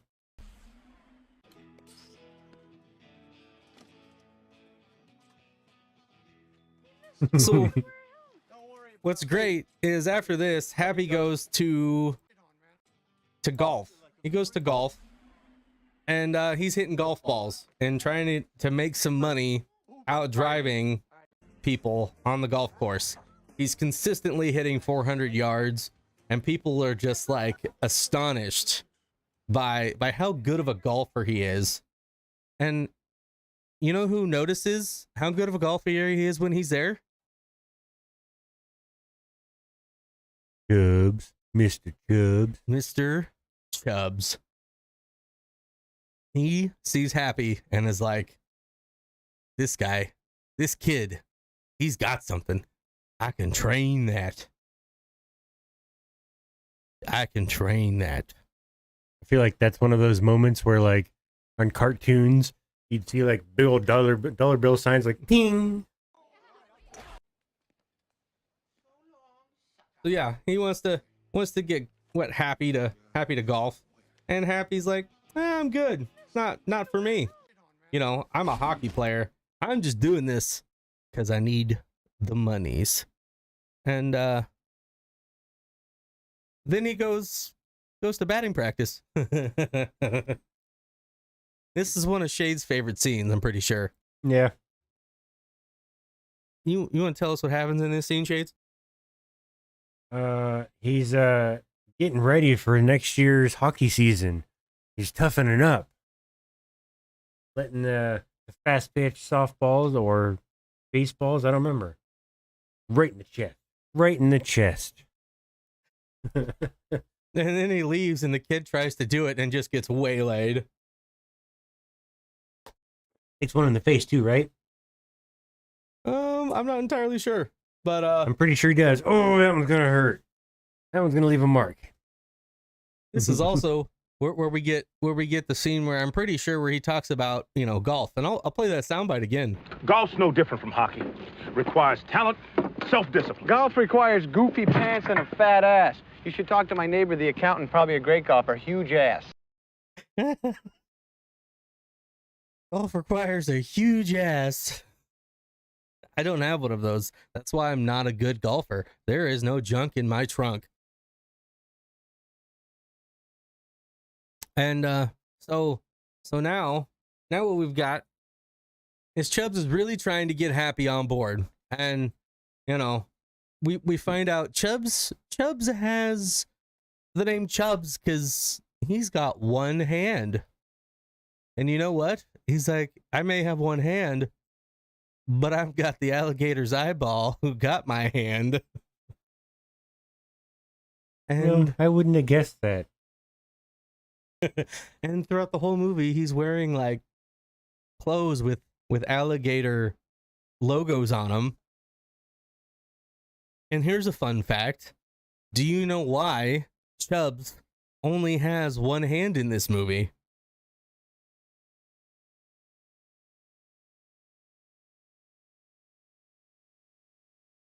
Can you take a guess? Something about falling off the counter. Chubbs has one hand in this movie because it's a reference to when he loses his hand in Predator. In Predator? Because Carl Weathers is in Predator and loses his hand or his arm in Predator. Good Lord. And so it's a reference to Carl Weathers losing that in Predator. Okay. I guess now I gotta go back and watch that one to make it make sense. And that's where he's like, you know, you can make money doing this. And so he's like, all right, I'm in. I need to make some money. And so the next scene, we have them showing up at the local golf course and checking out what's going on. And we're talking about the Waterbury Open, which I'm pretty sure it goes where like the top ones move on to the pro tour. And we meet Smoke Show and we meet Shooter McGavin for the first time. And we get a little speech from Shooter welcoming all challengers, and they have some fun dialogue. So the Waterbury Open starts, and he doesn't have a caddy. You're supposed to have a caddy when you golf. Even I know that. And so he just picks a random guy to come be. Oh, no, he doesn't pick a random guy. He's assigned a caddy here, right? And the guy tries to take his clubs, and he almost gets into a fight with him. Yep.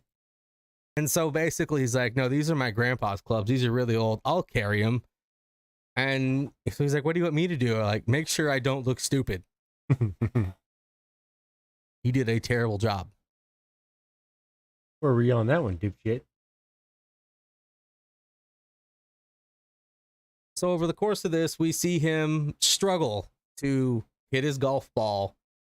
And finally, when he connects, the crowd's like, oh my goodness, he can hit it. He can hit a ball really, really far. And everyone is super impressed.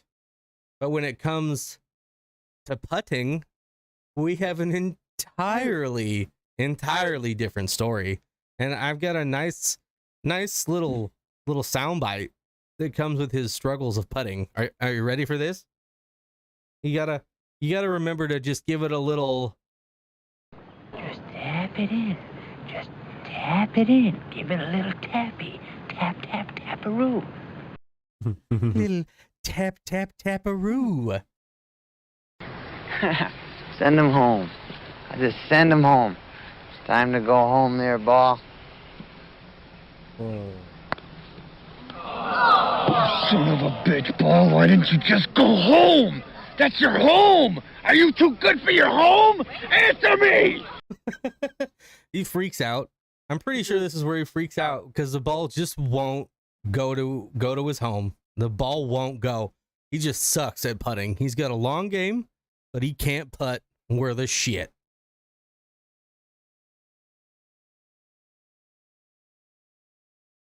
Whoa.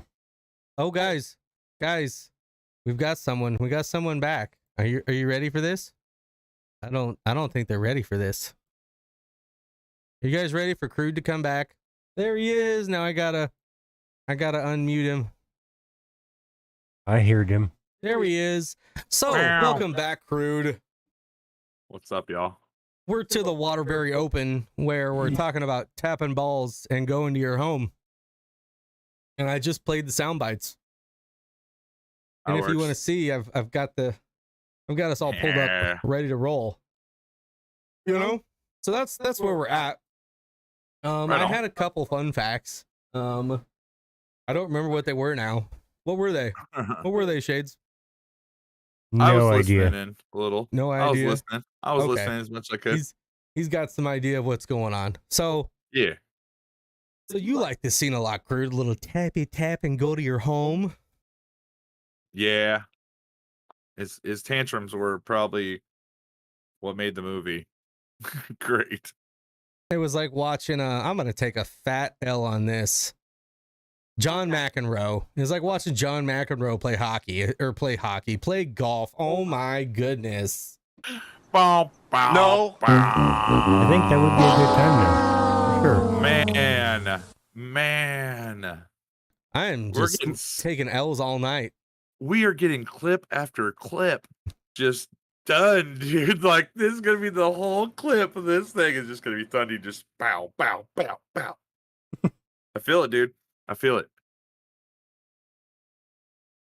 So yeah, we get all of his tantrums and get him. He goes after it.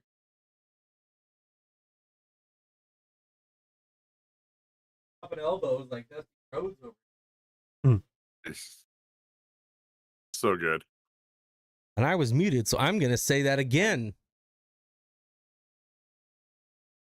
So he hops in the water to find his ball, fights an alligator, and he's dropping elbows like Dusty Rhodes. There. Meow.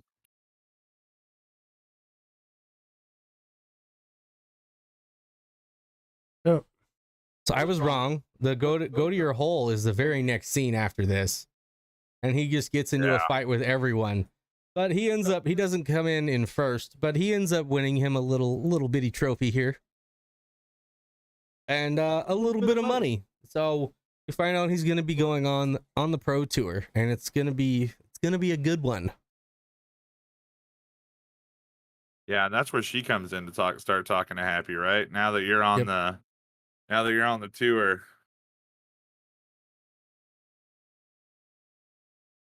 So our next scene, we find out that Grandma's in a sweatshop. Yeah, pretty much, yeah. The nursing home is a sweatshop run by Ben Stiller, who we talked about him being uncredited, and his name is Hal. Yeah. And fun fact, we found a deleted scene, and there was an alternate business model that Ben Stiller was running. And do you remember what that was, Shades? We watched the clip. Say that again? Originally, they weren't running a quilt sweatshop. Do you remember from the deleted scene what they were running? No. They were running a phone sex line. Yes, damn it. Oh, man. Doesn't seem like something you would forget, but yeah, that's like...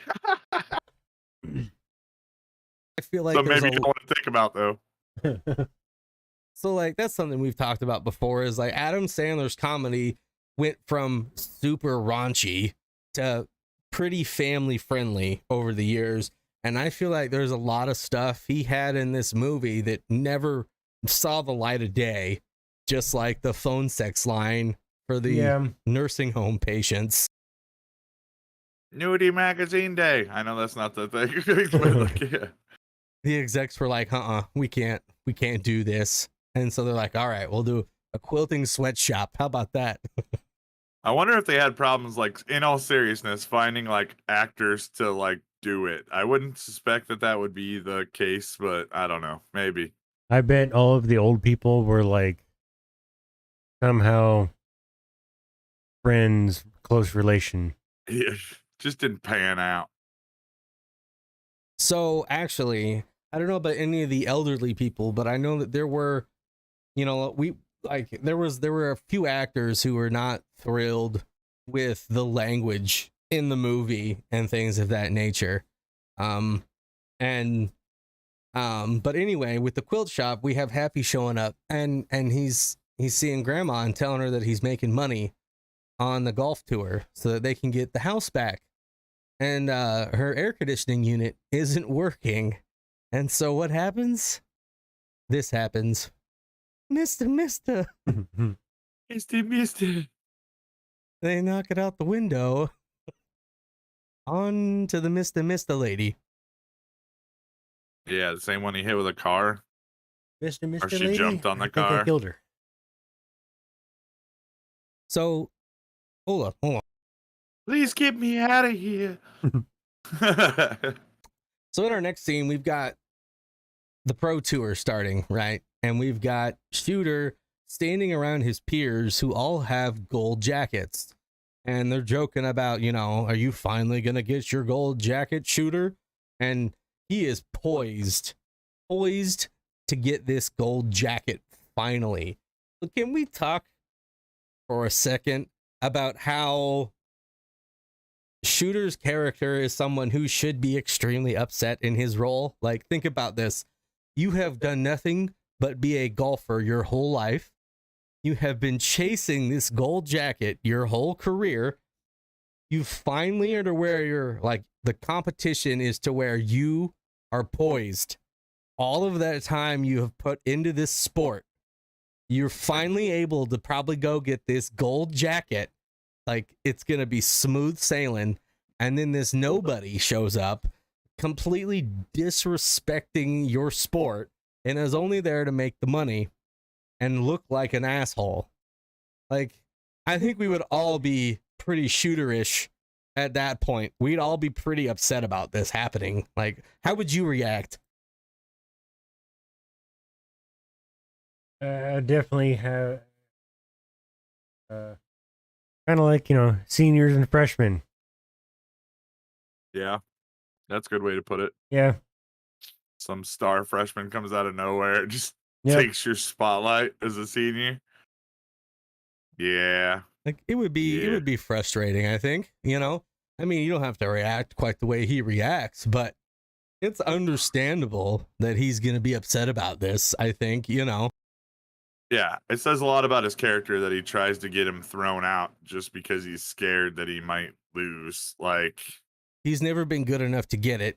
The peers have already won their jackets, aren't on the tour, and he's like, finally, I can get that jacket because there's no one around who can beat me. They've all gotten their jackets. Right.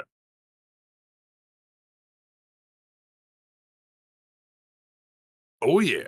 That's also when they meet for the first time, and that goes just swimmingly well. And do you remember what he tells him? What he tells him during that meetup? What, at the end of the talk? Yep. To meet him somewhere? Yeah, where's he tell him to meet him? Do you remember? Hole 9, right? Or hole 7 at 9 o'clock or something. Something like that. Hole 9. Something Hole like 9. that. And what happens? Oh, he also tells him to look nice. Look sharp. Yeah, he's like, look sharp. So what happens? Sprinkler. It's hazing the newbie. And it's like the 9th hole at 9. That's when the sprinklers come on. And he gets soaked and he gets pissed. And since Shooter knows about Happy's anger issues, that's how he tries to get him thrown out, with little things like this. And after this, he runs into Smoke Show Virginia, and she's like, "Oh, it's just a joke. They razz all of the newbies. Let me guess, 9th hole at 9." And she's like, "You gotta chill, bro. If you want to be on this tour, you gotta chill. All right, you gotta let me do my job." And if you stop and think about it, Shooter at one point in time was probably the 9th hole at 9 guy. I mean, in all reality. Probably. Most likely. It's not like it didn't happen to him too. Like, it's not just something he did to Happy. It's like the thing that gets done to the new guy, period. Yeah, it probably happened to him, and he was like, look, this guy. Yeah, this guy. This is the one. I'm gonna be pretty pissed if that happens to me. But then we move on to the next scene, which is the first day of the tournament, and we've got legendary broadcaster right here, Lee Trevino. Oh no. Uh-oh. Nudie magazines? The Miss Clicky. You got 10 screens over there, Thundy. I do, and that's not Lee Trevino. I'm going to take another fat L. Oh, my God, man. What do you mean? That's not Harry Carey? Lee Trevino was another golf legend who was in the scene about but Grizzly Adams did have a beard. Meow.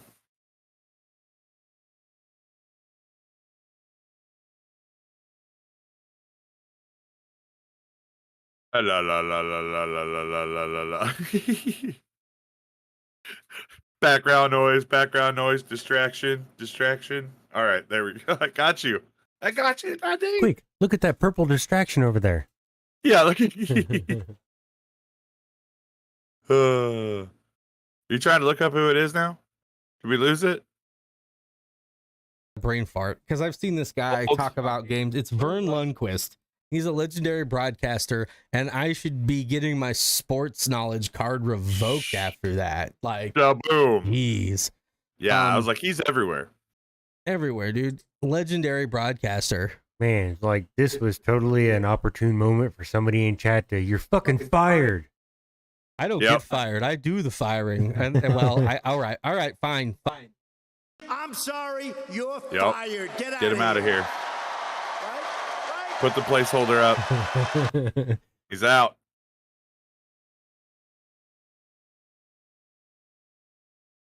So I've got this in my notes for later on, but you know that the guy next to him doesn't have a line in the entire movie. It's always Vern who's talking in these scenes. Scenes that, let me remind you, were filmed in an abandoned hospital. All of the stuff behind him isn't there. And the guy next to him, I'm pretty sure, I've got it in my notes later, I'm pretty sure he was like a roommate of Adam Sandler in college or something, and so he put him in the movie. Probably, dude. First of all, that's one way to hit the budget, but also bring your friends up. So yeah, that's what I've always liked kind of about Happy. I mean, you see most of the same people in his movies, but I say Happy. You want to be in this movie? Sit down, shut up, just don't say a word. Yeah, I'll make. So Fired. I was probably muted, so I get fired again. I got to stop doing that. I keep clicking it. Like 9-0. The guy in the broadcast booth. We'll just talk about it later. This is dumb. Anyways, in the next spot. I mean, if I didn't have so much echo, I wouldn't be muting my mic like I am. But I'm doing that because of all of the echo. And then I forget to turn it back on, and I start talking. I'm trying to fix it, but instead I'm breaking it. It just won't work. I can't win. Oh gosh, dude. I feel for you. Oh man, you should cut Whistle and Diesel punching his window. Like, I'm trying to fix it, but I just keep breaking it. I'm gonna have to clip that. So Happy finds out that they don't give him a caddy for the tour. You have to supply your own. And there's this homeless guy out there trying to wash people's cars with a newspaper and a squirt bottle. And he's like, hey, come be my caddy. Yeah. And so he's his caddy and he keeps stealing nickels and all sorts of ridiculous stuff throughout the movie. Yeah, it was the quarter that the professional golfer used to mark his ball so that you could move the ball and putt past it or through it. And he picks it up so then the person doesn't know where their ball was when they go to putt it, which is bad news in golf, but just a little golf.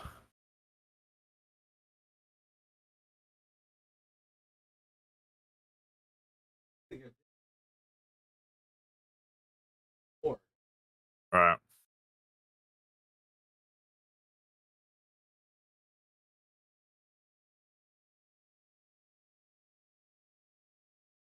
Well, it could be golf tournaments take over like the course of many days usually. So, I mean, they may not even have teed off yet. Like they may have left the real good shooters till the end, or the ones to watch, until the end.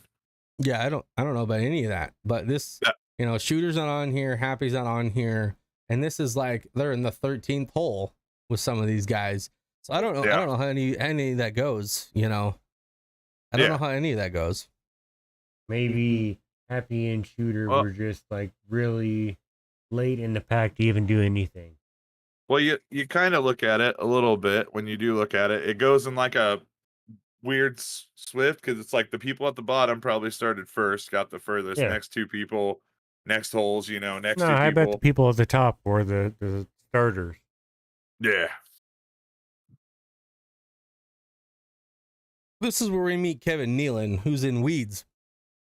And he's his partner throughout the beginning of this, and he's pretty like hippie-ish, I would say, or hippie-ish, new age, very new age in his takes on things. You better get that right. We don't want that coming after us. And he swings and he misses, and he swings and then he hits it. And swing and a mish. Vern Lundquist is just like, who is this guy that just hit this? Like, I don't even know who this guy is. Like, so people start to take notice of who he is. And I was wrong. This is where he freaks out about the tappy tap tap and go to your hole. Man, if I had my scene by scene notes, these mistakes wouldn't happen. But this is where the tappy tap tap is. Yeah. Yep. Because he tells him, he goes, that's his home. Just send him to his home. And so he goes out there and he's like, just send him home. Just send him home. And then he misses and he's like, are you too good for your home? It's great. Just tap it in. So we see Shooter start to kick ass and Happy's having troubles, and then he starts taking off, and he has a good time. He starts getting the fans on his side. We see the golf becomes from a little everybody be quiet sport to like everybody's having a good time, everybody's loud, people are drinking. Like, it is totally the opposite of what golf typically is supposed to be. Yeah.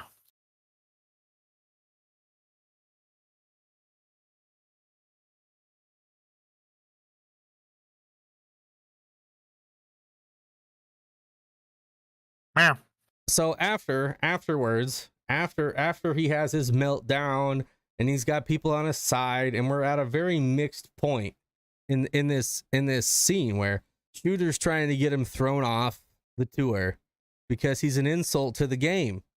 And we watch this clip where he's just berating people and he's just bleep, bleep, bleep, bleep, bleep, bleep, bleep in the background, all while this guy's talking. And you have mentioned a few times where they were talking about the language in the movie and not liking how much language there was. And I wonder if that's why they always, whenever they went back, it was always like, I mean, he cusses a lot anyway, but there's a lot of it. And then they go show it like on TV, like a playback, instead of doing the scenes live where there's a lot of cussing, but they're all bleeped. You know what I mean? All of them are bleeped. All out. So I wonder if that was a way to cover up some of that. Like instead of doing the scenes where you're there, you know, they're like, let's show it on TV and bleep it out. That way it's fine. Right. But, you know, he wants to get him thrown off. And then Virginia's like, well, our numbers are up. People love this guy. And so he's like, well, the numbers are up, but we got to get him to tone down some of this stuff. And so we see that Shooter wins this first round, gets a big check, and Happy's like, where's my check? And he goes, well, we mail those out. And he goes, well, I'll just take a big one. No, but this is not how it works. I'll just take one of those big ones. Going. I'll just take one of those big ones. I'm fine with that. Like it's a real check. Like then we've got him. They meet up the first night at the bar in the club, and Happy tries to fight him. They're going at each other, and it doesn't work out well. Virginia has to step in and break it up. What are you doing at that bottle? I was looking for the rest of it. There's some there. There's some over there. Yeah. Trying to pick it up, you know. I don't remember the line, but this is where he rhymes. Eat some clay or eat some hay. Yeah. Think I'll go lay down by the bay. I just may. Yeah. So she pulls him to the side and she's like, hey, you got to cut the shit or they're going to kick you off the tour. You got to tone it down. So the next scene is the next day. And, you know, he does some good stuff and he goes to hit a beer bong. And she's like, he looks at her and she's like, And so he doesn't hit the beer bong. And this is where he starts tightening things in and making his game a little bit tighter and more professional, even though that, you know, as much as it can be for someone like Happy. And also in this scene, we get this.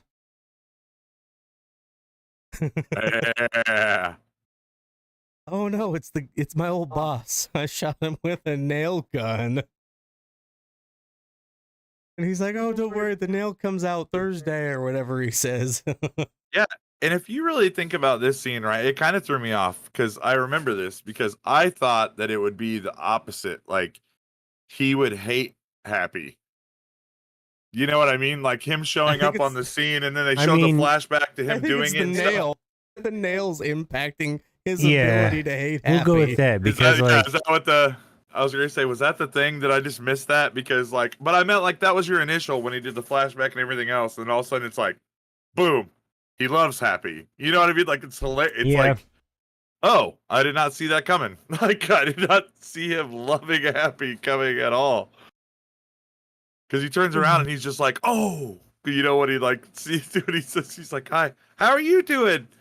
It doesn't look all so good. bad. Yeah, all good. Comes out Thursday or whatever. Yeah, that's great. That was a great scene.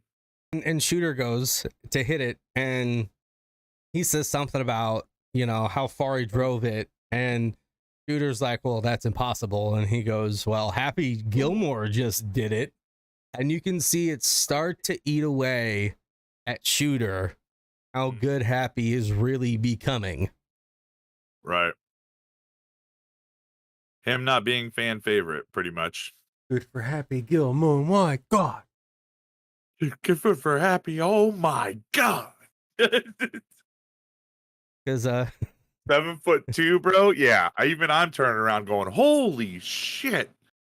He bends one of Shooter's golf clubs. Yeah. Where are you going? You're forgetting your 9-iron or whatever. Because then he hits it into the brush, and this begins the downfall of Shooter McGavin. Bro.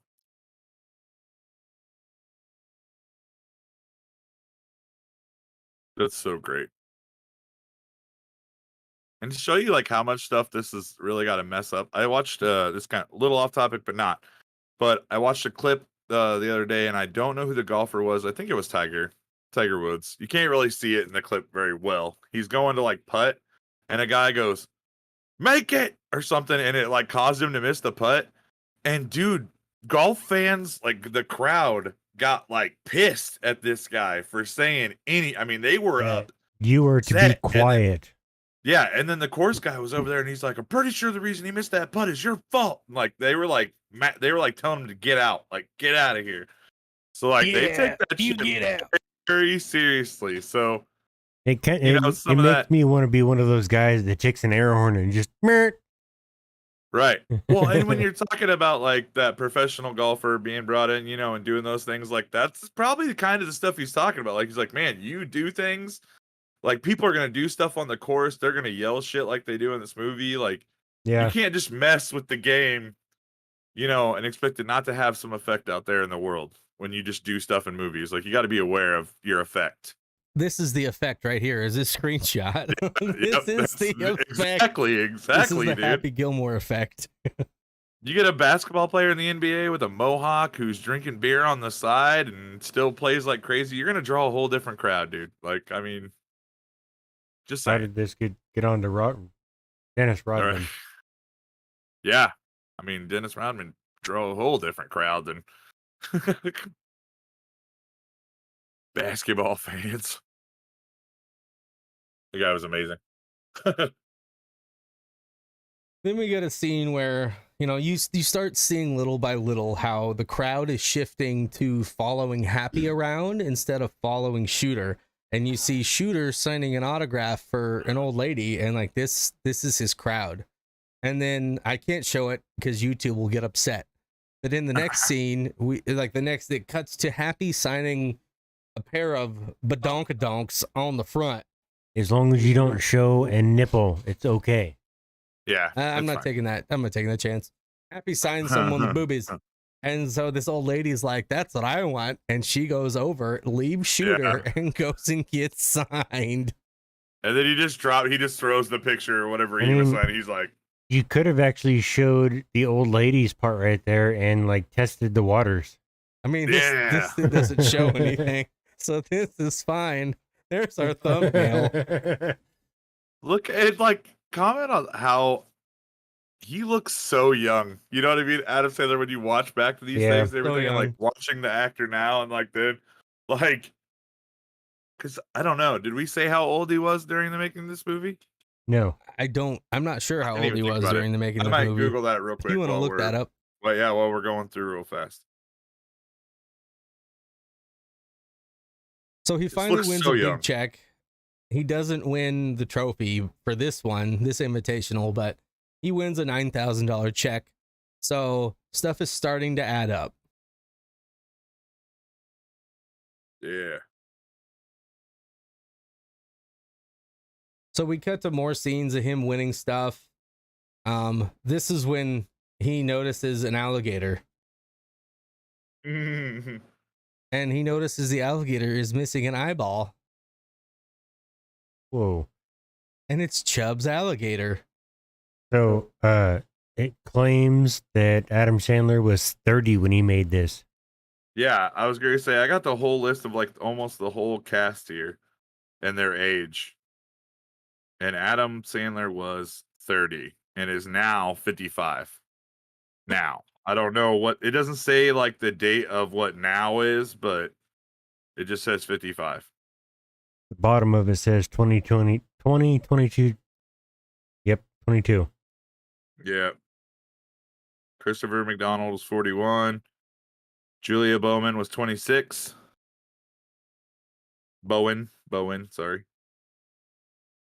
Bob Barker was 73. How is that dude still going? Bro, for real. He Cocaine is now and hookers. 98. So good on you, Bob. Good on you, dude. So Happy's winning checks. Shooter's getting upset because Happy has become a favorite. He's winning. He's starting to add up. He's starting to become a problem for Shooter. He is starting to become a thorn in his side and a risk to his gold jacket. So he once again meets with the head of this tour, or whatever this guy's role is, to try to figure out, we've got to get Happy off of this thing because it's risking his opportunity to win. Right. Which he's still masking as a joke to, he's a menace and it's a problem. You know, he's still masking it in that he's not like. I think at this point when he starts talking to him, though, it starts becoming he wants him gone. It's not just that he's a menace and that he shouldn't be there. It's like, I want him gone. How do I get this done?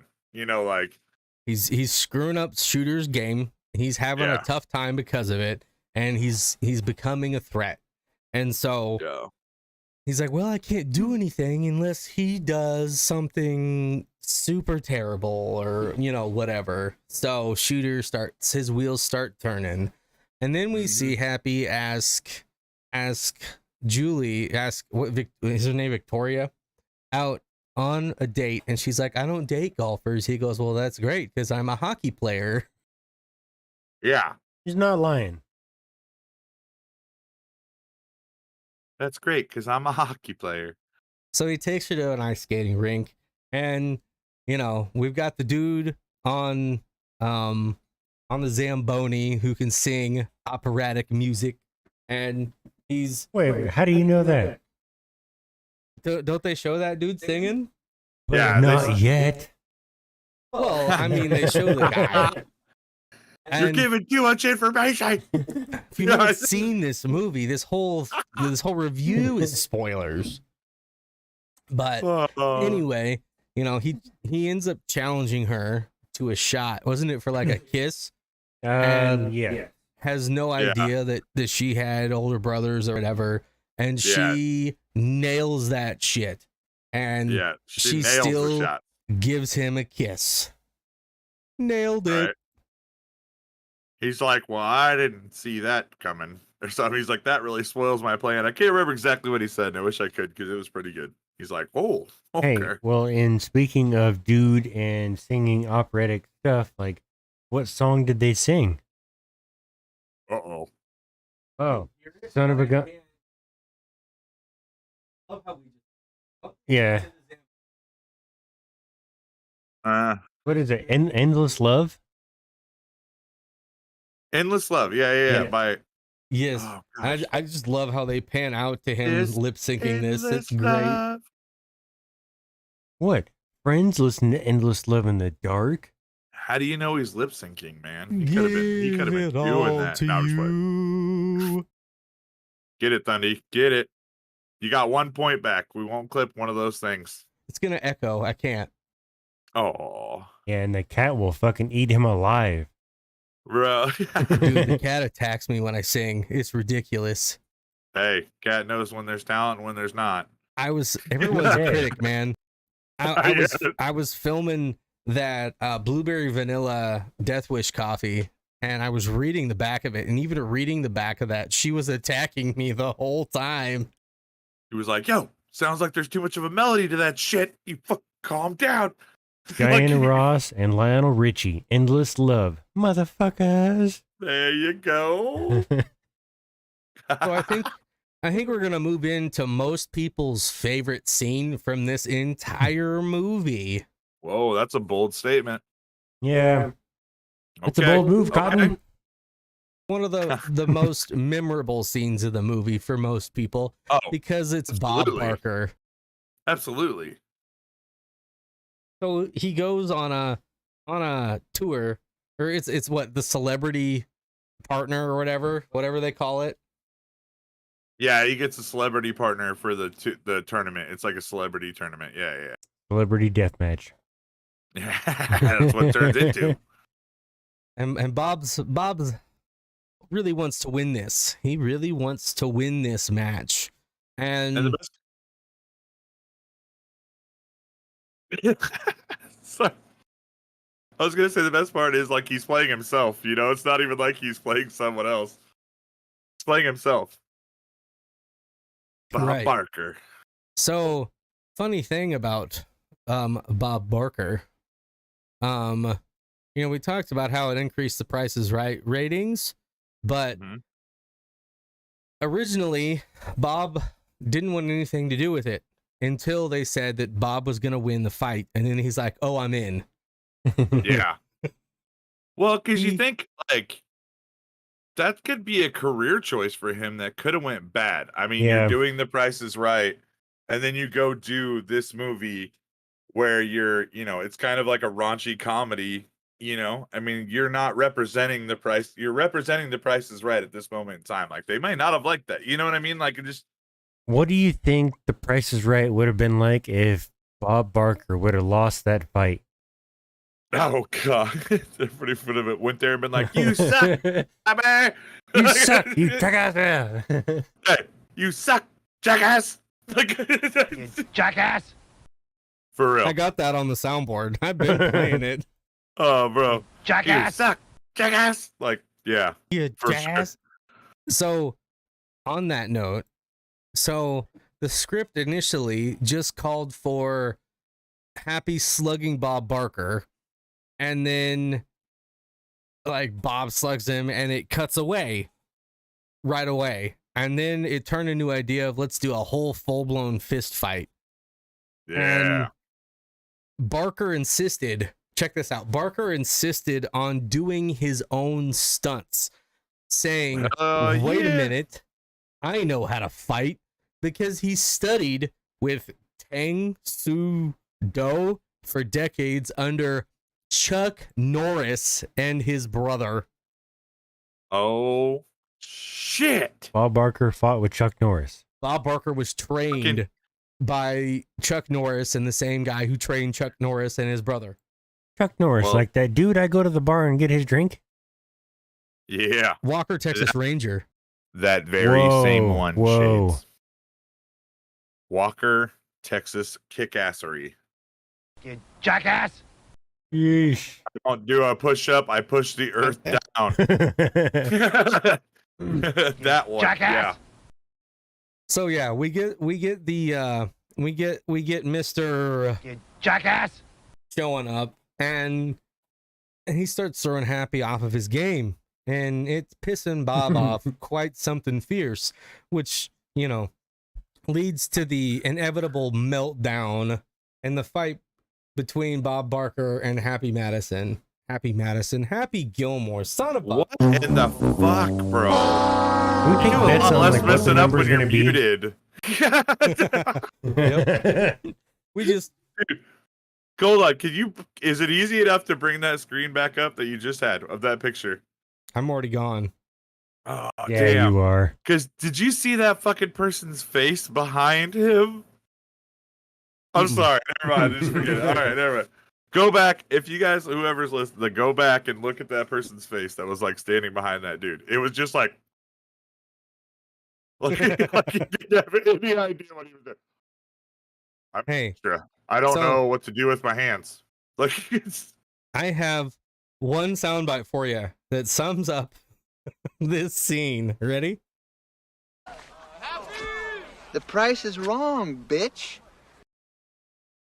So, the price is wrong, bitch, is what sets off this whole Bob Barker kicking his ass. And price is wrong. If you've watched this on TV, they edit that for him saying, "The price is wrong, Bobby." Yeah. I was going to say, I almost wonder if that was like one of those Mandela effects, where people thought it was different, but then now that you say that, that makes sense. You got knocked the fuck out. Yeah, dude. See, that was one of those unexpected things too, where you think Hoppy's happy. Wow, Hoppy. Hey, Hoppy. Guess what? Oh man. Damn. What kind of soundbite you got? This was not a good deal for him, and we see Shooter paying him off. He's like, "Good job, keep it up. This is what I need." Yeah. So this is where they then meet with the head dude, and he's like, "Happy, you're gonna get thrown off the tour." And don't they just like knock it down to like he's suspended for so long or something like that? Yeah, Something this like is us that. doing our movie review. You're welcome. And they're explaining it. Shooter's getting upset, and then this is where Shooter finds out why Happy Gilmore is even golfing. This is where he finds out he's only doing it to get his grandma's house back. And this is where this face right here is him knowing, like, I've got it. I've got the thing. I have the solution to getting Happy Gilmore out of my life and my gold jacket around my torso. My torso, not my shoulders, not my neck, just around my torso. I just want to tie the sleeve. I just want to tie the sleeves around my waist. Tie it around like a high school prep. Oh no, he's not suspended. He has to, like, he doesn't get paid, or he has to donate it somewhere. So then that's when we start getting the Subway ads and all the different product placement, so that he can raise the money that he needs elsewhere that he couldn't have done without taking this journey. And I think we can all agree that he was a much better spokesperson than Jared. All right. Now that we've moved on from that. We know of. No.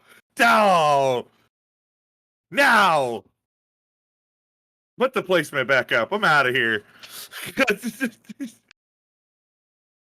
So that's great. So he's like, he gets all the money he needs to buy the house back from all the product endorsements, because he has to forfeit all of his cash. And what happens? He shows up and there's an auction. Mr. Douchebag IRS agent fails to mention that they're going to auction off the house. He can't just pay the back taxes. Yeah, and what that's happens? dog water. What happens during this auction? Shooter.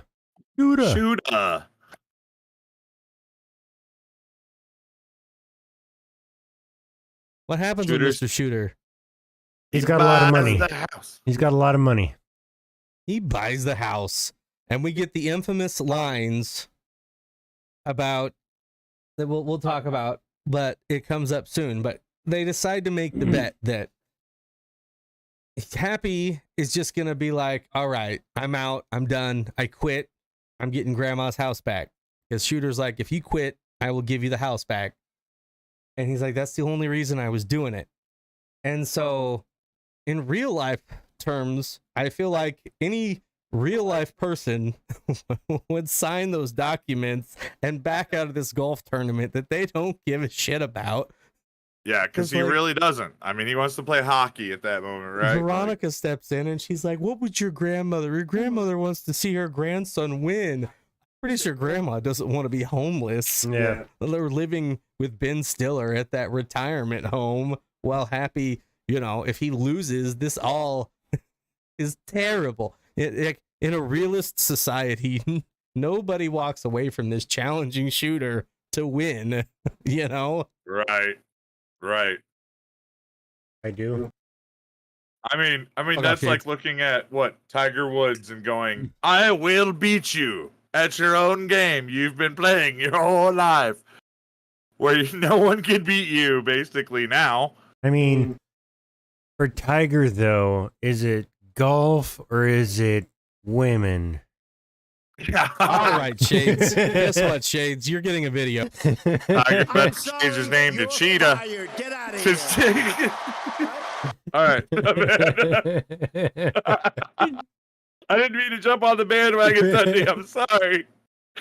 I did. I rode that bitch till the wheels came off. Right, Shades? Yeah.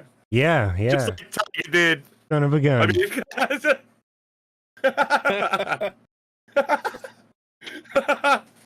Oh my god. So we get the infamous scene, the infamous lines after this, and I'm gonna play the sound bites first. All right, are you ready for this? Oh shit. You're in big trouble. You're in big trouble though, pal. I eat pieces of shit like you for breakfast. You eat pieces of shit for breakfast? No. You're in trouble, pal. I eat pieces of shit like you for breakfast. You eat pieces of shit for breakfast? No. I don't know how many times that's been quoted. That's probably one of the most quotable lines from the entire movie. Yeah, I would agree. Yeah. There's only one more that comes closest to it, which we're not there yet, so I'm not even gonna do it. But yeah. I'm dying over here. So in our next scene, Happy meets with Chubbs, and he's like, I need to get serious, right? Like, I have to get serious so I can beat Shooter, and my short game is where I struggle. So where do they go, guys? Happy Land, which is ironic given the name Happy. Did we check to see if this place really exists? I'm looking. It definitely exists. I'm pretty sure. Yeah, Look just it up. not that name. Well, I was going to say, like, you look at the holes, though, and, like, I'm sitting here thinking to myself, how do you make that putt? You know, like, well, they designed a lot of this like, for the movie. Like, this Yeah, I hole was with the gonna say penguins is a flashback to, it's a reference to the penguins in Billy Madison. Yeah, yeah. How do you know that? I'm pretty good at knowing things sometimes. Well, because I was like, I know some things. the way the Dude, whole, like, I drink and I know things.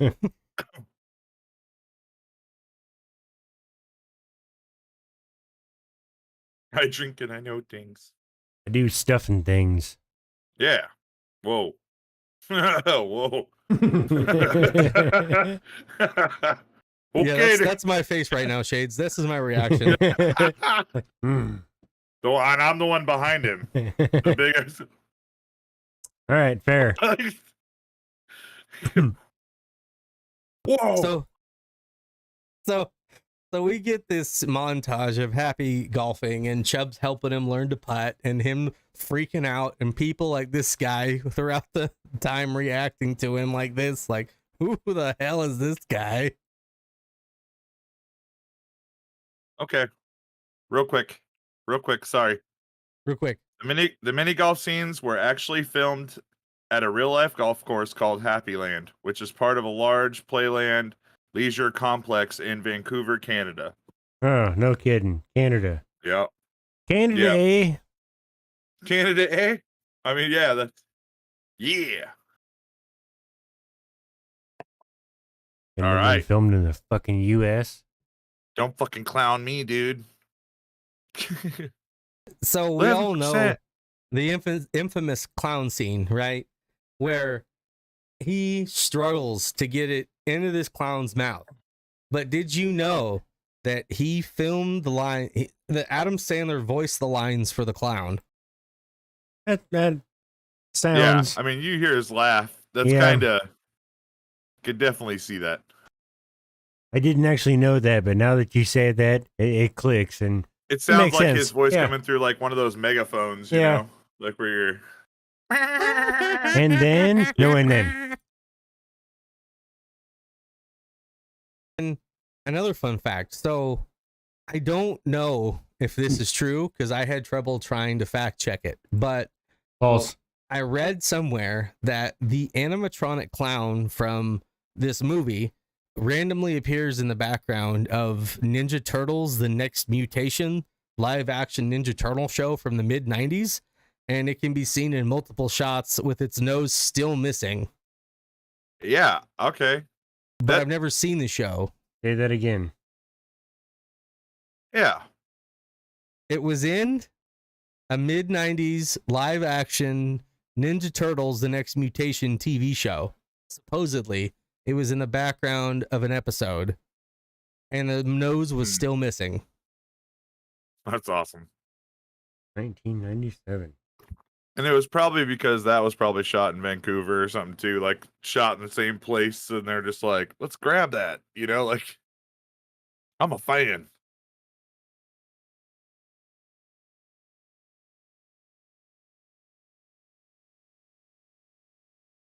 So the final hole that we see in this scene is the earthquake one, where it's like the impossible hole. And Yeah. he's like, how the hell am I supposed to shoot this? And this is where Chubbs tells him to go to his happy place. Yep. Dun dun dun. We missed the iconic line of the clown though, where he's like, "You're gonna die, clown." That was the only other one that I thought was the iconic. That was the only other iconic thing where I thought maybe I used that more in my life than the other one. You know, And actually wasn't in any of the pages that I got sound bites from, and I didn't have the time. You didn't look up the prepping right for this stuff. to go back and clip it out. You're gonna die, clown. Who's laughing now? What do you look? So we've got Happy's happy place where we see Veronica in lingerie laying on a chair out in the sun with 2 pitchers of beer. That's not her, but okay. What? That's No, it's Veronica? not. Yeah, I'm gonna fight you, Crude. Dude, what I see is the old lady winning at the vending machine. Yes. Or That's not because the I can't vending show the other scene. Wow, Why vending can't you? machine. Okay.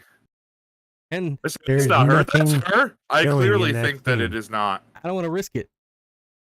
And so Risk it for the biscuit. we've also got Grandma winning the lottery, Yeah.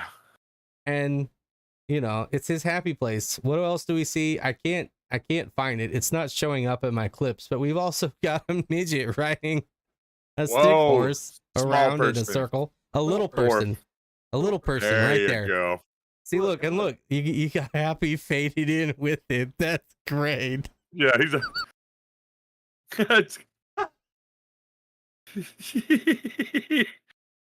Shades, don't laugh. You're a terrible person. Thundy, on the other hand, is losing his shit. I'm not laughing at nothing. Bro, look, he can barely compose himself over there. Look at this. What is it? All it takes is a little person, and Thundy's losing his shit. Adam Sandler's face is post vinegar strokes.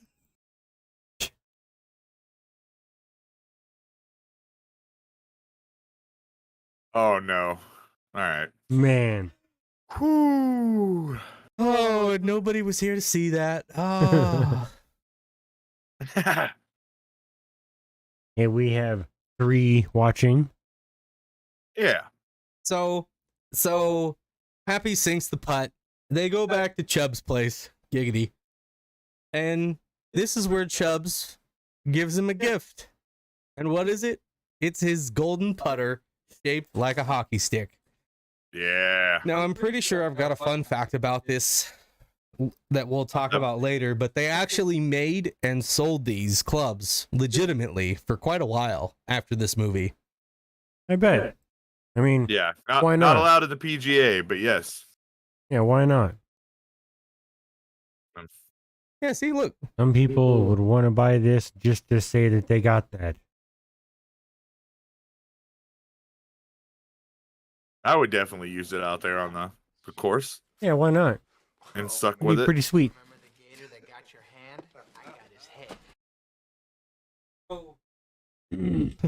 Get another great line. Remember the gator that got your hand? I got his head. I got his head.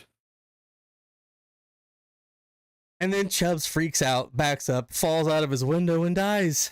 Yeah. I didn't see that coming at all. I did. Neither at did he. all. I did not.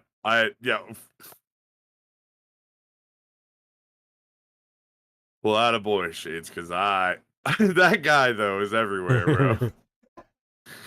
He's back, and he's just like, What the fuck? I love how Alright, I there love was this no movie. like they didn't go like Happy going to jail or something like for that happening. Like they really just believe like Chubbs just fell out the window. Like that was my one of my first thoughts watching the movie. I was like, they just believe that he just fell out the window for no reason. Like there's no investigation. He's just dead. A former pro golfer. He's dead, Yeah, and just- it's not headline news. no, it just It's like It happens. Well, and there's a gator head there too that you like took off. You know what I mean? In a box. Like that's a fucking horrifying scene. Like it's but all right. All right. oh, and yeah, like it's it's great. That's at least manslaughter or something. Have you seen the channel like how it should have ended, where it's like animated and they're like how the movie should have ended? This is like how the movie should have ended, and after this scene and Chubbs falls out, you just see Happy get arrested and hauled off. Yeah. Oh, That would be great. So we go to Chubb's funeral. He shakes his hand, which he's been breaking throughout this entire movie. It's just all glued and taped together by the end of it. And then he breaks it again at the funeral.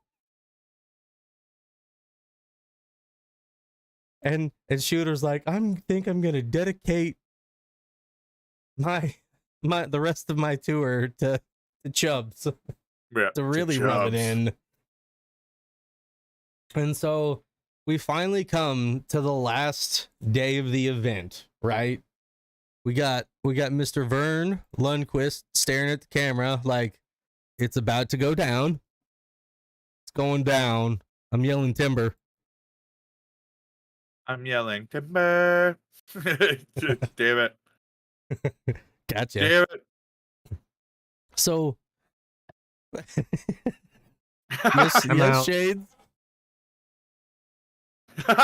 Yes. Pitbull is what put Shades over the edge. Mr. Worldwide. Hey, Mr. Worldwide. Good. So we get the final day, and Happy starts off pretty good, and Shooter starts off pretty good doing his little yeah, which was annoying. I know, that's where finger guns took like so a bad great. turn for everyone. Finger But I mean, guns. that was the thing where you're like, everybody's like, you know, like, yeah. That became a thing. They go back and forth all day. You know, they're all real neck and neck. The score is neck and neck. It's tight. They're like, ooh, Happy learned how to putt. Yeah. Oh, Happy learned how to putt. Oh, like this movie is fantastic. They go back and forth. Everything is tight, and Shooter starts having issues, and he has to hit it out in the woods.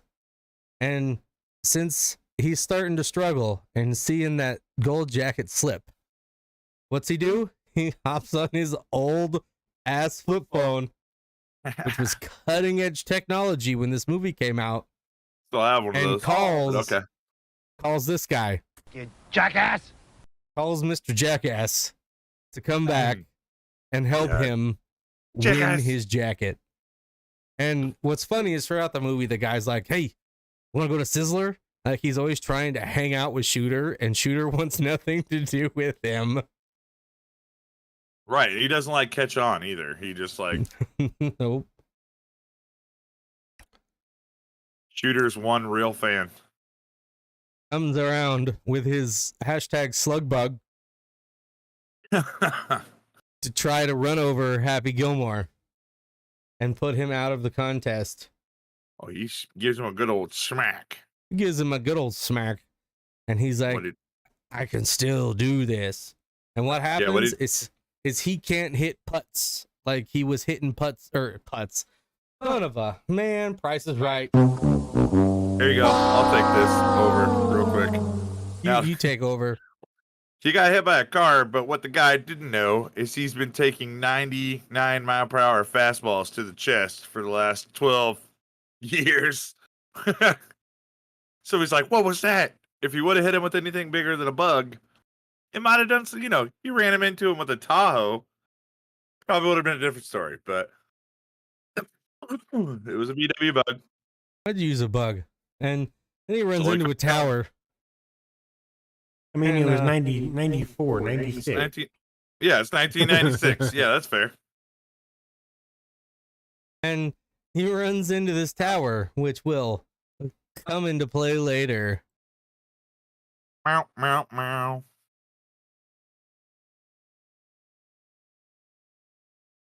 So he hurts his shoulder and he can't hit golf balls quite like he used to when he hits the long game. So he starts sinking down the leaderboard again. And everybody's like, I don't know if Happy's going to be able to do it. He tries to go to his happy place. And what happens? She's wearing black lingerie instead of white lingerie. And Shooter shows up. I'll show this one because she's mostly covered by Shooter. Shoot him. Oh, yeah, now he shows it. Okay. And Shooter makes out with his girlfriend. Shooter ruins his happy place. And then you know what he does? I was an actor. Yeah, no kidding. He makes out with Grandma, and then she's wearing the kiss mask that she wore in the beginning of the movie. Sometimes I wish I was an actor. Just so you can kiss old lady. You can do that already with Shades After Dark. So essentially, he ruins his happy place. And he's like, you know what? This is bullshit. He starts struggling. He starts dropping down the leaderboard, freaking out. And then Grandma has to come set him straight.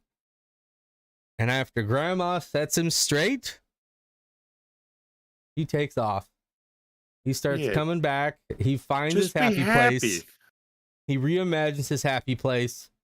And everything is all good. And you know who else he sees? He sees Chubbs in his happy place. And guess what? Right. He's got both of his hands.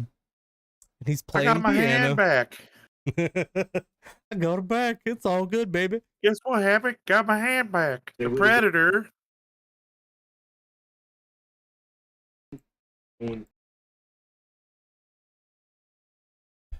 It's only been off for like a minute. But anyway. I don't know. He's been muted in Discord for a minute. He plays, he tells Happy, you know, it's all gonna be good, baby. So Happy starts taking off. He starts hitting all the balls where they need to go. And then we got beach balls flying around the place, and Shooter freaks out and destroys this beach ball. Like, this is golf. You need to respect the sanctity of golf. Dude, because if I was on like the PGA Tour, which I know this isn't that because they're make-believe tour, but like, dude, if somebody was throwing beach balls on the course and everything else, I would be pissed too. Like, I would be fucking upset, bro, at this point. Absolutely furious. I would be so mad right now. Oh, yeah, like, this dude. man dedicated his whole life, and Happy steps in for the first time and it just destroys golf as we know it. We could do like a, you know, like they did in the Karate Kid where they flip it and said, you know, the new kid comes and the guy's just trying to get his girl back and the new guy steps in and like starts a fight with him and all that shit. How they reversed the roles in Karate Kid or whatever and made him the bad guy. Like, Happy Gilmore could be the bad guy of this movie. Like, I mean, you know what I mean? You really think could be. Like, yeah, he could be the bad guy of this movie for Shooter. Like, you could do it opposite. So it only fuels Shooter to keep doing good. Even though people are booing him, he is still like, he is locked in. He's in like Tom Brady mode. Like, he's like, it's time to go. I've locked in. This is happening. I'm getting my jacket. Until he's on the last hole and has to play the ball where it lays. On Gigantor's foot. Play it where it lies. They're like, well, it's the rule. You got to play it where it lies. Now, I'm not a golf aficionado. If you are, is this a legitimate rule? Or is there like a legitimate, like, this should not be a thing? He can move this ball. Play it where it lies is a legitimate thing. I don't think on a player's foot, like they have rules established for that where like you can move it up to so far, or if it's a thing that will obstruct the shot. But like if it lands on like a cart path and stuff, as far as I know, like, you know, even though it's on concrete, they have to play it. You have to play it from that position. So I don't know about a person's foot. That's legally, I don't think they could do that. But let us know. Let us know in the comments. Yeah. But I do know that play it where it lies is the thing. That's the thing. He ends up nailing this shot, though. Gets it on the green. Gets a good putt. Sinks it, right? So then we've got Happy's turn, all right? Happy knows what he's got to do to win this game and get Grandma's house back. And what happens? The tower advertising non-alcoholic beer falls over on the course. People are hurt. are like, we'll get this cleaned up. And Shooter's like, no, I had to hit the ball off Gigantor's foot. You gotta play it where it lies. Right. Would you hit the ball off Gigantor's foot, Shades? I might have tried. I don't know if it would have succeeded, but I might have tried. I mean, if I was in the PGA Tour and you told me that's the only shot I got, I'd look at that guy and go, either you're going to move your foot and knock my ball off of it, or I'm going to shoot it off your foot and then I'm going to swing this club at you. Because that's true. like, so Happy's ingenuity that we haven't seen in this entire movie is like, hey, this is just like the earthquake level. I'm going to hit the ball up there and it's going to tink around. And here we've got a nice subway placement. Yep. And so we watch everyone be like, dink, dink, dink, dink, dink, dink, dink. Yeah, took forever, to be honest. I mean, it was long. But I figured there would be like a slow-mo like little thing before it like went out to the, like it would slow down. It doesn't. It just goes. Slow-mo wasn't a big deal in the movie. Right. That's what I mean. It was just like, I mean, like there were movies obviously where they were slow-mo, but I mean, like it just goes thunk, where, you know, like it was like okay, like there was no. That was why there was so much tinking around and shit, you know, because there was no like build up to the thing going. So he sinks the putt. They win. He wins. Happy wins. He won the house. He won the gold jacket. And Shooter has a meltdown. Which by this time I would too. Steals the jacket. He's like, "It's mine." Like that's not how this works. You can't just steal the jacket. And I wonder, in this scene, he has a really hard time getting that jacket on while running. And I wonder if he was actually trying to put it on and just fucked it up. I wonder how many times it took him to shoot this scene to get the jacket on while running. If you watch it, like he tries to put it on and you see it kind of coming out of his hand there. It comes out of his top hand. He like tries to throw it on to put it on. And then like he realizes his arm just misses. Like I watched this back a couple times because I was just like, that's hilarious. I think he really tried to put it on and then run, and then he didn't, and it was it looked like a mess, dude. Yeah. But he kept running strong. He did it good. He did good. Good and for then him. we hear him. We see the crowd and Gigantor chasing him down, and then we hear him just getting the crap beat out of him. Fucking going like this, dude. He's like, oh, oh, oh. That's how I look. I get it. So Happy's won. Shooter lost. They got the house back, and they pull up. The homeless dude's all looking dapper as fuck. And right, dude. They got champagne to celebrate. So they go to do a cheers. They go to do a toast because this movie's coming to a close. And who do we see up in the sky? I'm trying to get it pulled up. Bear with me here. Yeah. We're playing more Tuesdays Gone as this is happening, which is just an awesome song, as I'm going to reiterate. Yeah. The gator. I should have looked into this. Like, why is there Chubbs the Gator and just randomly Abraham Lincoln? Why not? Yeah, Why bro. not? Honest Abe, dude. I mean, he didn't free Chubb's hand. You never know. They were all pretty honest. Yeah. Truth. When things come out good, man, Abe is there. Yep. He's the reason. Yep. So it's a happy ending, and that's the end of the movie. We can clap. Let me pull up my little clappy.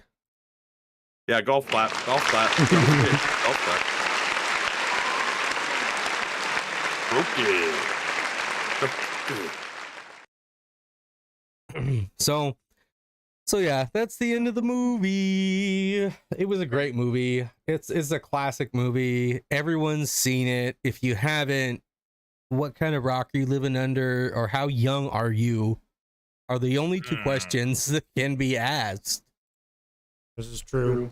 So we have went way longer than I expected us to, but we're gonna run down through some fun facts, some trivia to close this out, and then we're gonna hop off of here because we've been on here for 2 hours and 46 minutes.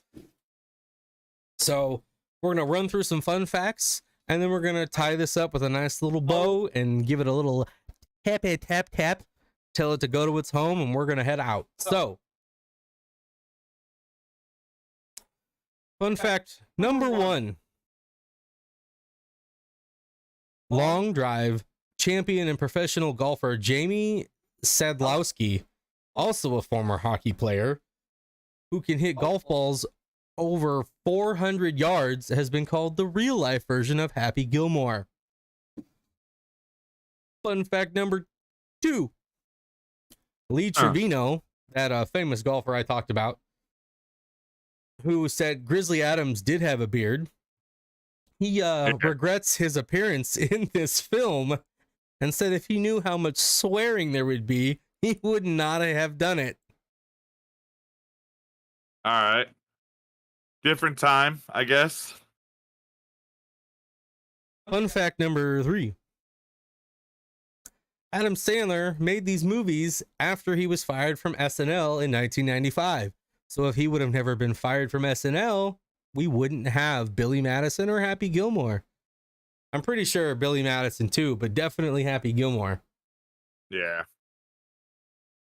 Fun fact number 4. In the TV version, Happy talks to the orderly, Ben Stiller, and tells him that Grandma told him everything about what happened. This is also a deleted scene that we watched. He then throws Ben Stiller out of the window. Stiller hits the ground and says, I don't even know what that word is. I must have been having a stroke when I typed this out. Something about like, man, is that guy strong. And then all the old people come out of the nursing home and beat the crap out of him. Yeah, jumping. Fun fact number 5. Julie Bowen later revealed on Access Hollywood that there's a deleted segment in the Happy Place scene where she made out with the dwarf dressed as a cowboy. Hell yeah. So you're saying there is a chance. There is a chance. Yeah. Maybe. Nah, you won't find that on Swirl. No. Hey, Swirl aside. Julie Bowen, call me. Yeah, she really hasn't changed at all. I mean, you'd be making out with 1996 more version. attractive. Yeah, well, that's probably true. Yes. Hey, girl, wanna go to your happy place? So I lost count, but our next fun fact. In 2016, Vern Lundquist stated he still gets a monthly $34 check from the Screen Actors Guild for his appearance in this movie. I'm like, well, hey, that's an easy $34 a month. Yeah. Hey, thanks for the booze money. 30 minutes of this film were cut out in order to obtain a PG-13 rating. And now I want to see those 30 minutes that made it an R. Well, that's great. It would probably be the sex hotline working stuff. Like, yeah. Probably a lot more bad language. How long scenes are. Yeah. Until you really like pay attention to it. Like, you know, it goes by like quick, but like that's 5 to 10 minutes. You just want, you know what I mean? Like, you don't realize how long a scene really is. Our next fun fact. Originally, Happy was not supposed to fight Bob Barker. He was supposed to fight Ed McMahon. But when Adam Sandler and the director, Dennis Dugan, offered a role to McMahon, he declined because of the film's profanity and crude humor. My gosh. Seems to be a pattern. See, now, if you think about it, though, think about it. This could have been before the half hour was also cut. Right. Like, you're talking about, like, because, they might have made a lot of changes for, like, these things to happen. So, like, you could be talking about the rated R 2-hour whatever version of the movie where they're like, that's too much profanity. That's some crazy raunchy. 1996, like, things were a lot different, for Pineapple Express before. Like, it's, just terrible takes. Right. Next, we had a German golfer named Martin Kamer who tried a happy style approach during the long drive competition of the 2015 PGA Championships. So actual golfers have tried his approach. Our next fun fact, Gilmore's bull dance, where he gallops down the fairway while miming riding his driver, was famously reprised by a PGA Tour golfer named Boo Weekley during his 2008 Ryder Cup singles match, playing for Team USA against England's Oliver Wilson, playing for Team Europe at Valhalla Golf Club in Louisville. Valhalla has a golf club! Hell yes! Weekley replicated it after his tee shot on the first hole and went on to defeat Wilson 4-2, with Team USA winning 16.5 to 11.5 for their first Ryder Cup victory since their famous comeback in 1999. So Happy Gilmore led to Team USA beating Team Europe. Let's go. Okay. So we talked earlier how Christopher McDaniel, oh my God. We spoke earlier about how Christopher McDonald declined the role because he was tired of playing villains and wanted to spend more time with his family. Do you know who was also approached for this role? Kevin Costner. Nice. But Kevin Costner turned it down in favor of another 1996 golf-themed comedy or rom-com called Tin Cup, which I've never seen. Have you? I've never seen Tin Cup. Never seen Tin Cup. What? Never seen it. Tin Cup is a really good movie. Well, we'll have to watch it then. Yeah. That's actually really weird that you guys haven't seen a movie that I have, because normally it's the opposite. You guys say movies. I said I've I'm seen like, parts of it.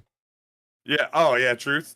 All right. I've so seen lots of movies, so it's kind of That's what I mean. Like, it's just the fact that you guys are like way, like I don't. Like, it's rare when Shades comes up with a lot of older movies that I didn't see, and like there's one recently that came up that the Argonaut likes too, called Powder. Have you seen Powder? Yeah, that guy with the white skin, the real. I've never seen it, so we're gonna watch it. Doesn't he have powers or something? Something like that. But anyway, some weird stuff.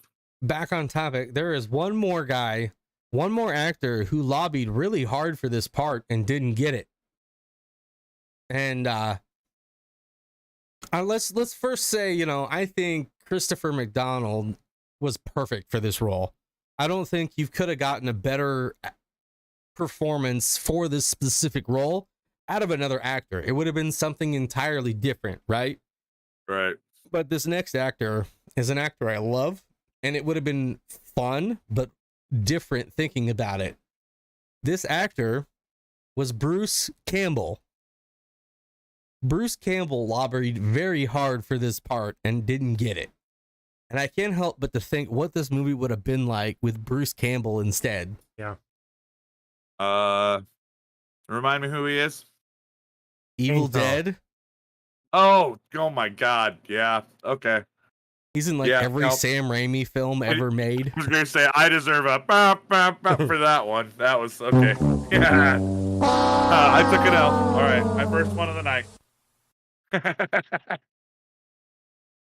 And McDonald became interested, like we said, after winning a round of golf. And then he decided to meet with Sandler. And according to McDonald, he said he didn't want to see the bad guy 101 again, and gave McDonald the freedom to improvise on set. So he got to improvise on set. I don't know how much of his lines and stuff he did was improvised, but he made that character his own. It wasn't just something that was laid out in detail, point A to Z, by the writing team. He probably did the shoot-a thing, you know? Like Definitely. Yeah, because that's him. Like, it's not even his character. Like, that is something I think he would do. Like, for sure. And like earlier, I said that according to Vern Lundquist, he filmed his scenes in the abandoned hospital as production wrapped. So he never went to the golf course, as far as I'm aware, and he just filmed in the hospital after, like, as the production was finishing up. And Adam Sandler's New York University roommate, Jack, I'm going to butcher the crap out of this, Jack Girapudo? I don't know. Whoa, them fighting words. He sat next to Lundquist in every shot. So that's the guy who sat next to him and didn't even have a line. Right. Okay, so here's a fun fact that you weren't around for. Do you know that Chubb Peterson's missing hand is actually a reference? I heard you. Yeah. You heard me? Yeah. What was that reference? To Predator? Yes. Because his character depicts, he gets his arm ripped off. Which, once you said it, I was like, oh my gosh, he does. He does get his arm ripped off. I was like, oh man. And that's awesome. I love it when you find those connections, or like when the connections are made where they do that, you know? So that's it. That's the end of it. That's all the fun facts that I have from this movie. So the fun has ended. The fun has ended. So you guys have any other parting thoughts about this movie that you'd like to state for the record? Gage, you've been pretty quiet. Besides the fact that if you go on a golf course, you are going to hear things from this movie no matter who you're playing with. Like, it's going to happen. And I think that's what stuck with me about saying the Happy Gilmore thing. Like, I was just going to say, unless you come across some like older players, but yes. Yeah. It's a classic, and it's one that like almost everyone has seen. So we may have to cover some more of Adam Sandler's films, but this was fun. This went way longer than we expected. We definitely are just shy of the 3-hour mark. So this is going to suck for Thundy to edit down, but we'll get it done. We'll get it done. And yeah, so for anyone who's still sticking around, if you're still here and listening, we plan on all of our events, all of our streams are scheduled on our Facebook page under the events, so you can see when they are. Right now, our next Cyber Skull Lounge show is the 25th, and it's just going to be a general stream. And then our next movie stream looks like it's going to be the 9th. No, it's going to be the end of July. We've got another stream on the 9th that we're going to do that we're not going to tell you guys about yet. Unless someone right now hops in the chat and says, I want to know, and I will tell you. Otherwise, you forever hold your peace. So the next stream that you could see is next Tuesday. This coming Tuesday on the 14th. At least Crude and I are going to be gaming.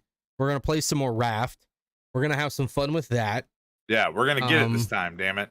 We're going to not get stuck on a frickin' island this time. And I'm almost done editing that from the last stream so that we can post the first episode of that. But that's what's coming up. Every Tuesday, we're going to game. It's going to be either just me or me and Crude or all three of us.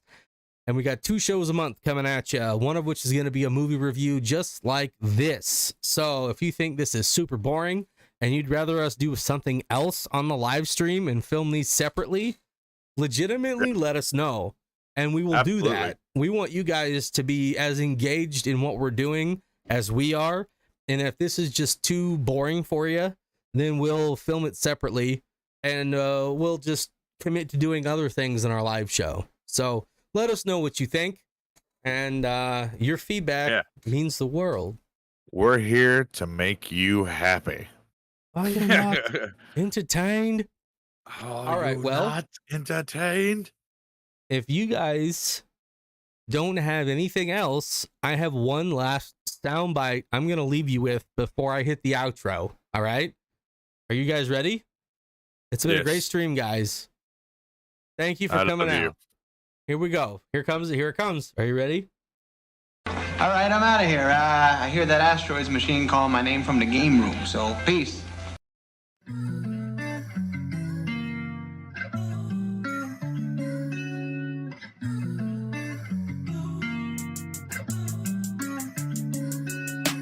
Thanks for stopping by. Thanks for being cool. Thanks for rocking with us from the start. That rules. We want to thank you all, from the likes to the views. Reading all your words makes this whole thing true. Cyberskull Media is here because of you. From Shades, Thundy, and that dude Crude, I say thank you. Yeah, I say thank you. Yeah, we say thank you. Yeah, we say thank you.